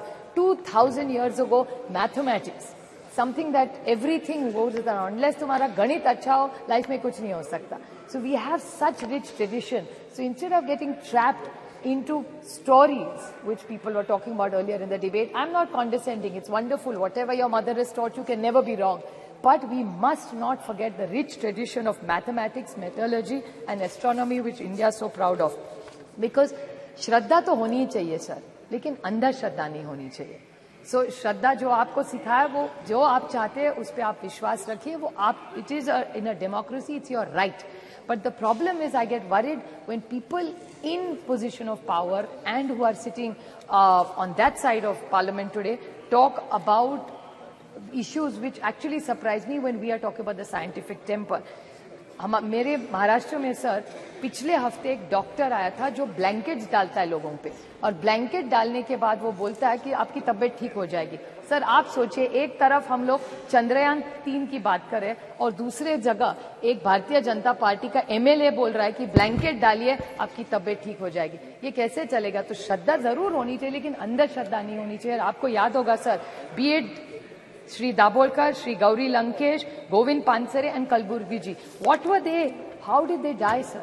Because this was whole conflict which we are, and I think this was a debate where we only should discuss about scientific temper. तो श्रद्धा होनी चाहिए, लेकिन अंधश्रद्धा के खिलाफ महाराष्ट्र में भी बहुत बड़ा दाभोलकर जी ने बहुत मूवमेंट चलाया था. हमारे यहाँ बिल भी है कि अंधश्रद्धा के खिलाफ सबने एक्शन लेना चाहिए. और जहां पार्लियामेंट में अंधश्रद्धा के बारे में कहा जाता है, so somebody like me who believes in questioning and wants the next generation, तो इन चंद्रयान बैठ के हमारे बच्चों को हम अंधश्रद्धा सिखाएंगे तो देश आगे कैसे जाएगा sir. So we have to have a scientific temper. And I would like to quote Dr. APJ Abdul Kalam ji when he said, dreams are not those which come while you are sleeping. Sir, dreams are not those which you come into reality while you're sleeping, but dreams are those when you don't sleep before fulfilling them. So I pay a rich tribute to every scientist and technocrat in this country who have contributed in the last 6 decades to make Chandrayaan 3 a reality. Thank you very much. Thank you very much. Shri Prince Raj ji. धन्यवाद अध्यक्ष महोदय जी. आज आपने मुझे चंद्रयान 3 की सफलता और space sector में भारत की उपलब्धियों पे बोलने का मौका दिया. मैं अपने और अपने पार्टी की तरफ से आपका धन्यवाद व्यक्त करता हूं. सर, आज इस नए सदन में प्रथम भाषण देते हुए काफी खुशी और काफी गर्व महसूस हो रहा है. आज का विषय कोई पॉलिटिकल विषय तो नहीं है सर, और ना इस पे पॉलिटिक्स करनी चाहिए. लेकिन कल जैसे राज्यसभा में इस पे डिस्कशन हो रहा था और आज लोकसभा में हो रहा है. कई माननीय सदस्यों को हमने सुना, जैसे कल लोकसभा में महिला बिल पर चर्चा हो रहा था और आज चंद्रयान 3 पे हो रहा है, तो कुछ माननीय सदस्य के भाषण से लगा कि ये क्रेडिट टेकिंग मूवमेंट बन गया है. कि जब बिल लाया गया तो उसमें कहा गया ये बिल हम पहले लेके आए. जब चंद्रयान 3 पे बात हो रही है तो कहा जा रहा है कि इसरो की स्थापना हमने की. तो हमें लगता है इस तरीके की पॉलिटिक्स आज नहीं होनी चाहिए और आज मुक्ता हमें अपने विषय पर रहना चाहिए. आज इस मंच के माध्यम से अध्यक्ष महोदय जी, हम अपने वैज्ञानिकों का, इंजीनियर्स का, रिसर्चर्स का और उन सभी कर्मचारियों को हम बधाई देते हैं और उनका धन्यवाद करते हैं कि उन्होंने भारत देश का नाम पूरे दुनिया में रोशन किया. और आदित्य 1 L1 की जो सफल लॉन्चिंग हुई है उसके लिए भी हम उन्हें बहुत बहुत शुभकामनाएं देते हैं. सर, यह स्पेस मिशन सिर्फ एक स्पेस मिशन नहीं है, ये आत्मनिर्भर भारत की ओर एक बहुत बड़ा कदम है. हमने सभी को धन्यवाद दिया, लेकिन हम चाहेंगे कि हम अपने उन महिलाएं साइंटिस्ट को विशेषकर धन्यवाद दें जिन्होंने अपना योगदान इस सफल स्पेस मिशन में दिया है. हम उन्हें धन्यवाद देना चाहेंगे कि किस तरीके से उन्होंने अपने योगदान के बदौलत एक पिक्चर बदला है, एक इमेज बदली है. चाहे कल हम लोग यहां पे जैसे डिस्कशन कर रहे थे महिला आरक्षण बिल के ऊपर, उसकी जरूरत क्यों पड़ी? उसकी जरूरत इसलिए पड़ी क्योंकि सभी सेक्टर्स में हमारी माताएं बहनों ने अपना अपना स्थान बना लिया. चाहे वो डॉक्टर्स हों, नर्स हों, इंजीनियर्स हों, डिजाइनर्स हों या एडवोकेट्स हों, जज हों, पायलट्स हों, लेकिन कहीं ना कहीं सदन में, विधानसभा में उनकी कमी हमेशा रही. और कल के बिल के पास होने से हमें लगता है ये भी कमी पूरी हो जाएगी. जिस तरीके से हमने महिला साइंटिस्ट को विशेषकर धन्यवाद दिया क्योंकि उन्होंने सोच बदली है. पहले कहा जाता था कि हिंदुस्तान की महिलाएं, उनका काम सिर्फ चूल्हा तक है, खाना बनाने तक है, लेकिन वो सिर्फ यहां तक सीमित नहीं है. एक और सच्चाई है जिसे बहुत लोग देख नहीं पाते हैं, समझ नहीं पाते हैं, कि जो हाउसवाइफ होती हैं सर, जो घर की महिलाएं होती हैं, वो सिर्फ खाना बनाने तक नहीं है सर. वो महिला उस घर की होम मिनिस्टर होती है, वो महिला उस घर की फाइनेंस मिनिस्टर होती है, वो महिला उस घर की हेल्थ मिनिस्टर होती है, वो महिला उस घर की एक सपोर्टिव सिस्टम होती है, एक फूड मिनिस्टर होती है सर। उस घर के निर्माण में उस महिला का बहुत बड़ा योगदान रहता है सर। सर, ये बात दुनिया समझ नहीं पाती है कि किस तरीके से हिंदुस्तान में एक तरफ हमारी माताएं आ रहे और यहाँ मंत्री जी भी है उपस्थित। सर, ये दुनिया समझ नहीं पाती है कि हिंदुस्तान में, भारत में किस तरीके से एक तरफ हमारी माताएं बहनें चंदा चांद को अपने करवा चौथ वाले दिन पूजती है और दूसरे तरफ हमारी माताएं बहनें उसी चांद पर दोनों मंत्री है और आ रहे हैं लैंडिंग करती है। कृपया शांत रहिए। ये हमारी संस्कृति है, ये हमारी शिक्षा है, इसको दर्शाती है। हम माननीय प्रधानमंत्री जी ने जो कहा, बिल्कुल सही कहा, चंदा मामा अब दूर नहीं है। सर, विश्व के अन्य देशों के मुकाबले हम लोगों का जो बजट है, जो स्पेस मिशन का बजट है, वो बहुत कम है और बहुत कम बजट में भी हम लोगों ने काफी उपलब्धियां प्राप्त की। अगर हम देखें, अन्य देशों ने भी प्रयास किया, लेकिन भारत ही एक प्रथम ऐसा देश है जो कि दक्षिण ध्रुव में पहला सफलपूर्वक लैंडिंग उन्होंने किया। तो इसके लिए हम अपने साइंटिस्ट को बहुत बहुत बधाई देते हैं और एक आत्मनिर्भर भारत की ओर बढ़ता एक भारत का पहचान उन्होंने बनाया है। सर, हम अपने प्रधानमंत्री आदरणीय नरेंद्र मोदी जी का भी धन्यवाद और करेंगे कि जिस तरीके से बुरे परिस्थिति में उन्होंने अपने साइंटिस्ट का साथ दिया, उनका हौसला बढ़ाया, उनको हिम्मत दी, उनका नेतृत्व किया, उसी का परिणाम है सर कि आज हम लोगों ने एक सफल मिशन, स्पेस मिशन हम लोगों ने पूरा किया। हमें पूर्ण विश्वास है सर कि उनके कौशल नेतृत्व में जिस तरीके से कोरोना काल में हम लोगों ने देखा कि देश ने एक स्वदेशी वैक्सीन का निर्माण किया, जिस तरीके से आज देश डिफेंस सेक्टर में सर इक्विपमेंट्स बना रहा है, इसको एक्सपोर्ट कर रहा है, हम लोग देख रहे हैं। हम लोग वहां गए थे, देखे भी थे। और जिस तरीके से ये नया संसद भवन भव्य भवन बनकर तैयार है और चंद्रयान 3 की लैंडिंग हो या आदित्य L1 की सक्सेसफुल लॉन्चिंग हो, सर इससे यह दर्शाता है कि किस तरीके से भारत आत्मनिर्भर बनता जा रहा है। और सर वो दिन दूर नहीं है जब आदरणीय प्रधानमंत्री की सोच 2047 में एक विकसित भारत अपने पूरे देश की सूची में अपना नाम दर्ज कराएगा। वो दिन दूर नहीं है सर।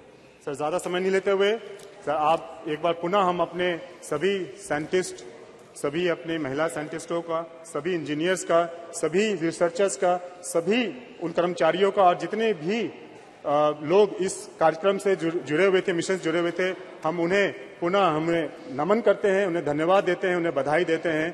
बहुत बहुत धन्यवाद। बहुत बहुत धन्यवाद। श्री जयंत सिन्हा जी। बहुत बहुत धन्यवाद सभापति महोदय। मैं आपका, हमारे परम आदरणीय प्रधानमंत्री जी का, अपने पार्टी का और विशेष रूप से हजारीबाग की जनता का मैं आभार व्यक्त करना चाहता हूं, क्योंकि उनके सहयोग और आशीर्वाद से मुझे अवसर मिला है कि जो हमारा पुराना सदन था, ऐतिहासिक और सुंदर सदन, वहां बोलने के अवसर मिले और आज इस भव्य और आधुनिक भवन में भी बोलने का मुझे अवसर मिल रहा है। उससे आप लोगों के लिए सबको कोटि कोटि धन्यवाद, हृदय की गहराइयों से धन्यवाद। सभापति महोदय, ये सही है, जैसे माननीय प्रधानमंत्री जी ने कहा, यही समय है, सही समय है, अमृत काल का समय है, अमृत काल का समय है। और बड़ी तेजी से देश बदल रहा है, देश में परिवर्तन आ रहे हैं और हम सबको महोदय, सब मान्य सदस्यों को, यहां देश की जनता को लग रहा है कि हम लोग रोज रोज इतिहास को रच रहे हैं, रोज इतिहास को रच रहे हैं। कल ही हम लोगों ने महिला आरक्षण के लिए संवैधानिक संशोधन किया, जो स्वर्णीय अक्षरों में इतिहास में लिखा जाएगा। उसी के पहले 19 सितंबर को हम लोग पुराने सदन से इस भव्य सदन में हम लोग आए, इतिहास हम लोगों ने रचा। 9 सितंबर को, 10 सितंबर को जब G20 की लीडर्स समिट हुई, तब भी हम लोगों ने नई दिल्ली में इतिहास हम लोगों ने रचा। और क्योंकि आज चंद्रयान के बारे में हम लोग चर्चा कर रहे हैं, चंद्रयान भी जब 23 अगस्त पे जब चंद्रयान ने चंद्रमा के साउथ पोल पे सॉफ्ट लैंडिंग की साथियों, तब भी हम लोगों ने दुनिया का इतिहास रचा, भारत का इतिहास रचा। और इस कारण, क्योंकि इतना हम लोग यहां अपना योगदान दे रहे हैं, इतिहास रच रहे हैं, इतिहास रचा जा रहा है, आज भारत विश्व में विश्व मित्र और विश्व गुरु के रूप में उभरता चला जा रहा है। भारत उभरता चला जा रहा है और इसलिए उभर रहा है क्योंकि अगर हम में समृद्धि है तो हम में सादगी भी है, अगर हमारी शक्ति है तो हमारे में एक शांति है, और अगर हमारा साइंस है तो हमारे संस्कार भी हैं, अगर हमारा साइंस भी है तो हमारा संस्कार भी है।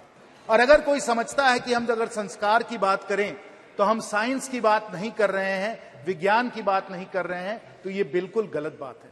कई मेरे विपक्ष के साथियों ने कहा कि हम लोग संस्कार की थोड़ी ज्यादा बात करते हैं और साइंटिफिक टेम्पर की बात थोड़ा कम करते हैं, ये उनका मानना था। लेकिन हम लोगों के इतिहास में प्राचीन समय से एक संतुलन रहा है, संस्कार में भी और साइंस में भी।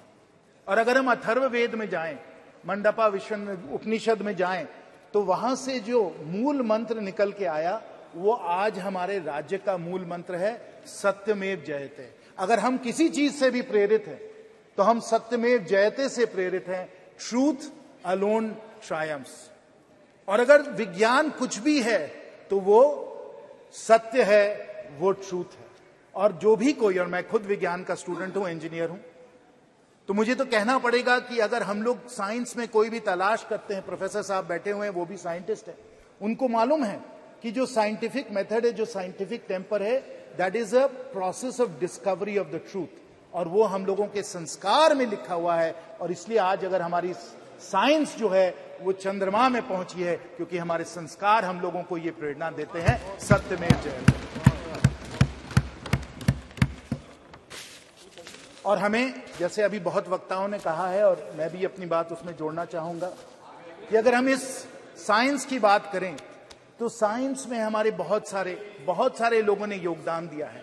और अगर ये योगदान है तो उसे हम 1962 या 1960 से हम लोग नहीं उसे आरंभ करें, हम अपने संस्कार के बारे में, अपने इतिहास के बारे में भी सोचें, जहां विश्व को, प्राचीन समय विश्व को आर्यभट्ट जैसे, भास्कर जैसे, ब्रह्मगुप्त जैसे, वरमहीर जैसे वैज्ञानिक थे जिन्होंने विश्व को गिनती सिखाई, विश्व को ट्रिग्नोमेट्री सिखाई, विश्व को एस्ट्रोनॉमी सिखाई। और प्रोफेसर साहब और सब जो मेरे यहाँ साइंटिफिक जो हमारे सब यहाँ साथी हैं, उनको अच्छी तरीके से मालूम है ये हमारे संस्कार हैं, ये हमारे साइंटिफिक संस्कार हैं।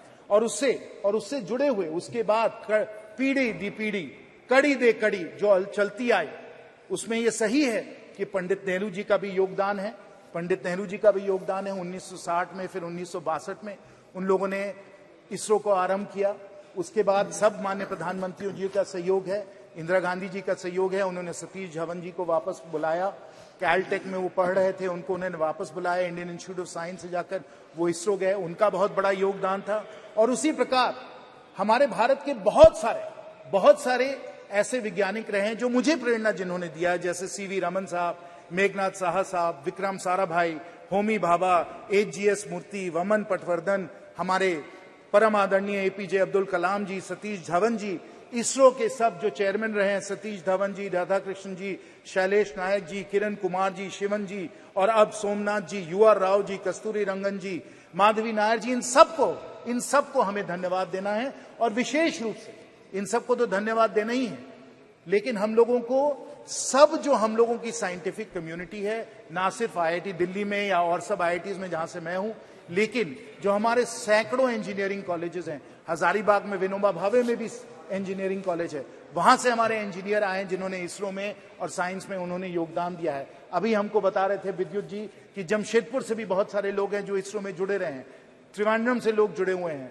चेन्नई से लोग जुड़े हुए हैं। पूरे हमारे महान इस भारत से हमारे इतने सारे साइंटिस्ट और इंजीनियर हैं जिनके योगदान, जिनके सहयोग समर्थन के कारण ये हमारा जो पूरा अब आते हैं, लेकिन इन सबको धन्यवाद, हम सबका नमन करते हैं, हम सबका प्रणाम करते हैं। लेकिन अगर एक व्यक्ति का योगदान इसमें स्मरणीय रहा है, अकल्पनीय रहा है, अतुल्य रहा है, तो हमारे परम आदरणीय प्रधानमंत्री जी का योगदान रहा है। सबको हम धन्यवाद देते हैं। लेकिन नेतृत्व और जो अतुल्य योगदान हमारे माननीय प्रधानमंत्री जी का रहा है, वो इतिहास कभी नहीं भूल जाए। हमारे विपक्ष के साथी भले भूल जाएं या चाहे उसको भूलने के लिए, लेकिन इतिहास उनको नहीं भूल सकता। और अगर सत्य में जयते, अगर आप साइंटिस्ट है, अगर आपको फैक्ट से अगर आपको कोई ताल्लुक है, तो इसको आप ना भूले। और मैं इसको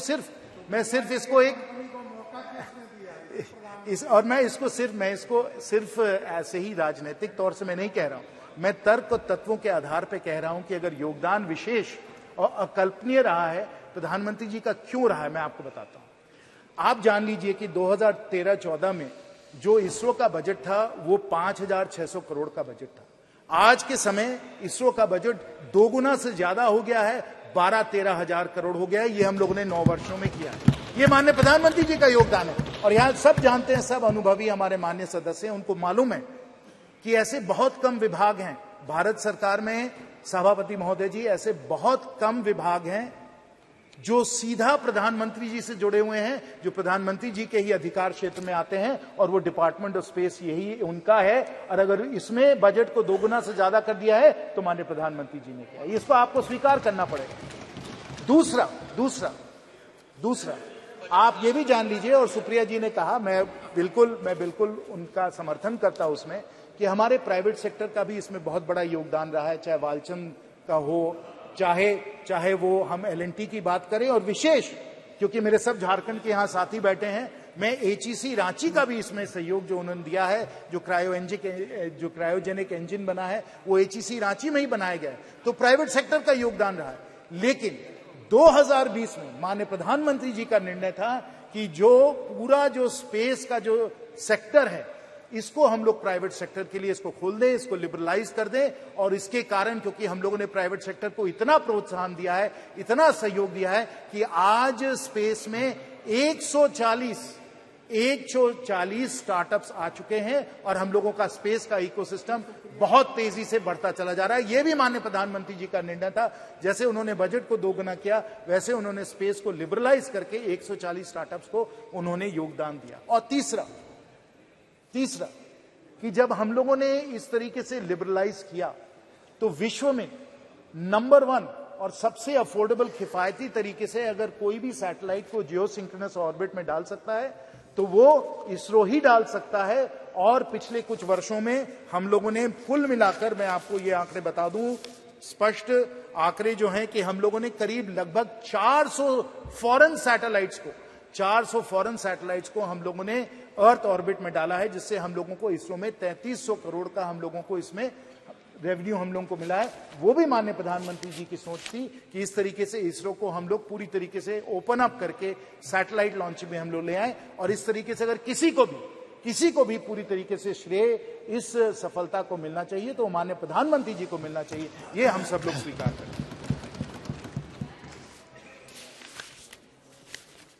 इसरो का इतिहास बहुत दिनों से चलता है। मैं चंद्रयान पे आता हूं, लेकिन अगर हमें चंद्रयान को समझना है, तो हम उसको पहले आर्यभट्ट सैटेलाइट को समझना होगा, जो सोवियट्स ने 1975 में जिन्होंने अर्थ ऑर्बिट में डाला। उसके बाद हम लोगों का खुद का लॉन्च व्हीकल सैटेलाइट 1980 में गया। फिर रोहिणी सैटेलाइट्स गए, इनसैट सैटेलाइट्स गए, IRS सैटेलाइट्स गए। ये सब सैटेलाइट्स गए, एक लंबी हम लोगों ने एक कड़ी बनाई इसकी। हम लोगों ने नए लॉन्च व्हीकल्स हम लोगों ने तैयार किए, polar synchronous launch vehicle, GSLV, और फिर छात्रों के लिए भी स्मॉल सैटेलाइट्स को भी हम लोगों ने लॉन्च करने की क्षमता की। और हम लोगों ने मंगलयान को भी हम लोग जाकर, मार्स को भी जाकर हम लोगों ने ऑर्बिट में हम लोगों ने अपना सैटेलाइट भेजा। और आपको याद होगा, तब हम लोगों ने सब जगह कहा था कि इतनी किफायती तरीके से हम लोग कर रहे हैं कि बॉलीवुड की पिक्चर के, हॉलीवुड के पिक्चर के बजट से कम तक हम लोग मंगलयान के द्वारा हम लोग मार्स तक पहुंच सकते हैं। ये हमारी क्षमता है।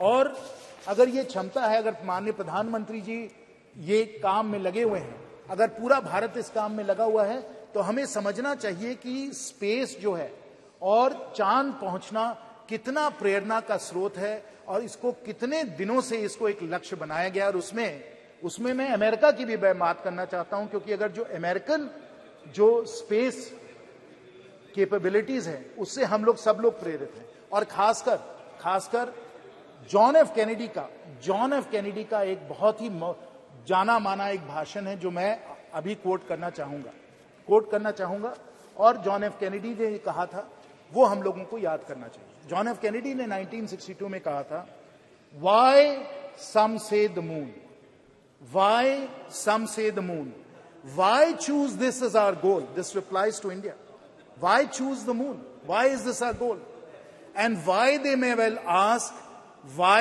climb the highest mountain? Why climb the highest mountain? Because it is there. New hopes for knowledge and peace are there. We choose to go to the moon this decade and do the other things, not because they are easy. We choose to go to the moon. This applies to India. We choose to go to the moon not because they are easy, but because they are hard.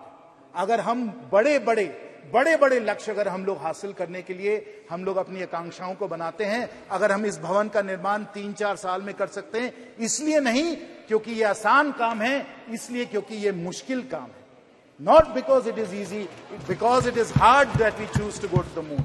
It is not easy to build this parliament building in 3 or 4 years. It's not easy, but because it is hard, we have chosen to do it. It is hard to build all the roads and highways and everything else, but because it is hard, we want to do it, because that's the new India we want to build. It is hard to be able to feed 80 crore people with the Garib Kalyan Yojana, but क्योंकि मुश्किल है इसलिए हम इसको करने के लिए प्रतिबद्ध हैं और हमने करके दिखाया है. It is not because it is easy, but because it is hard.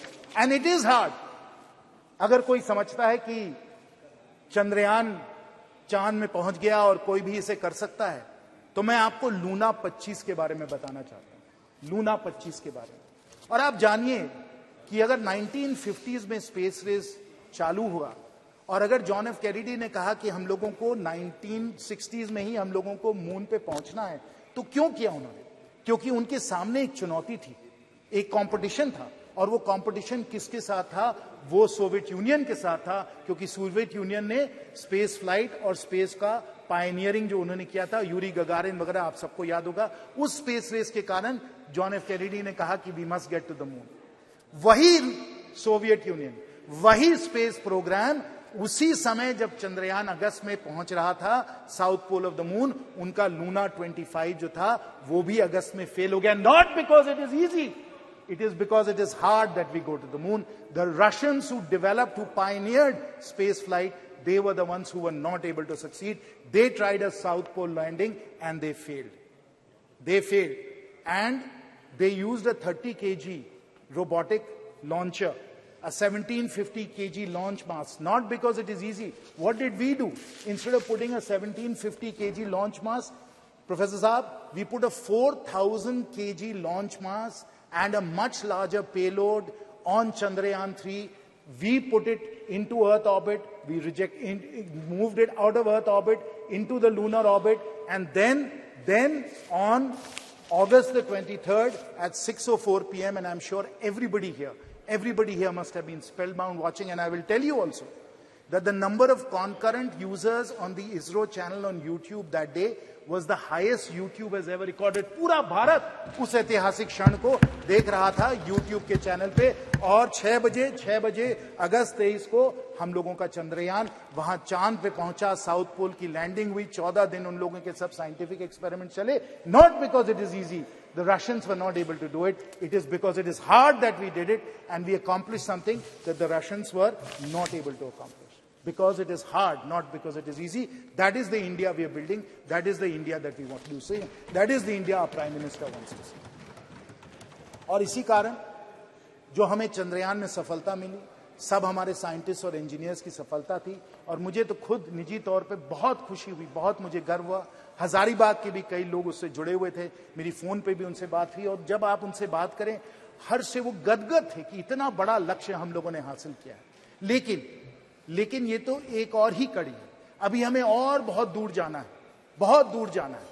चांद पे तो हम पहुंच ही गए, फिर आदित्य एल1 तो हम लोगों को सूरज तक ले गया, और सूरज पे जो हम लोगों ने एक्सपेरिमेंट्स किए, जो कोरोना पे जो एक्सपेरिमेंट्स हो रहे हैं, जो कोरोना का स्टडी हो रहा है, वो भी बहुत ही ऐतिहासिक है। लेकिन आपको मालूम है कि हम लोगों की सोच ये है कि हम लोग जल्द ही हम लोग गगनयान के द्वारा, और मैं आपको बता दूं कि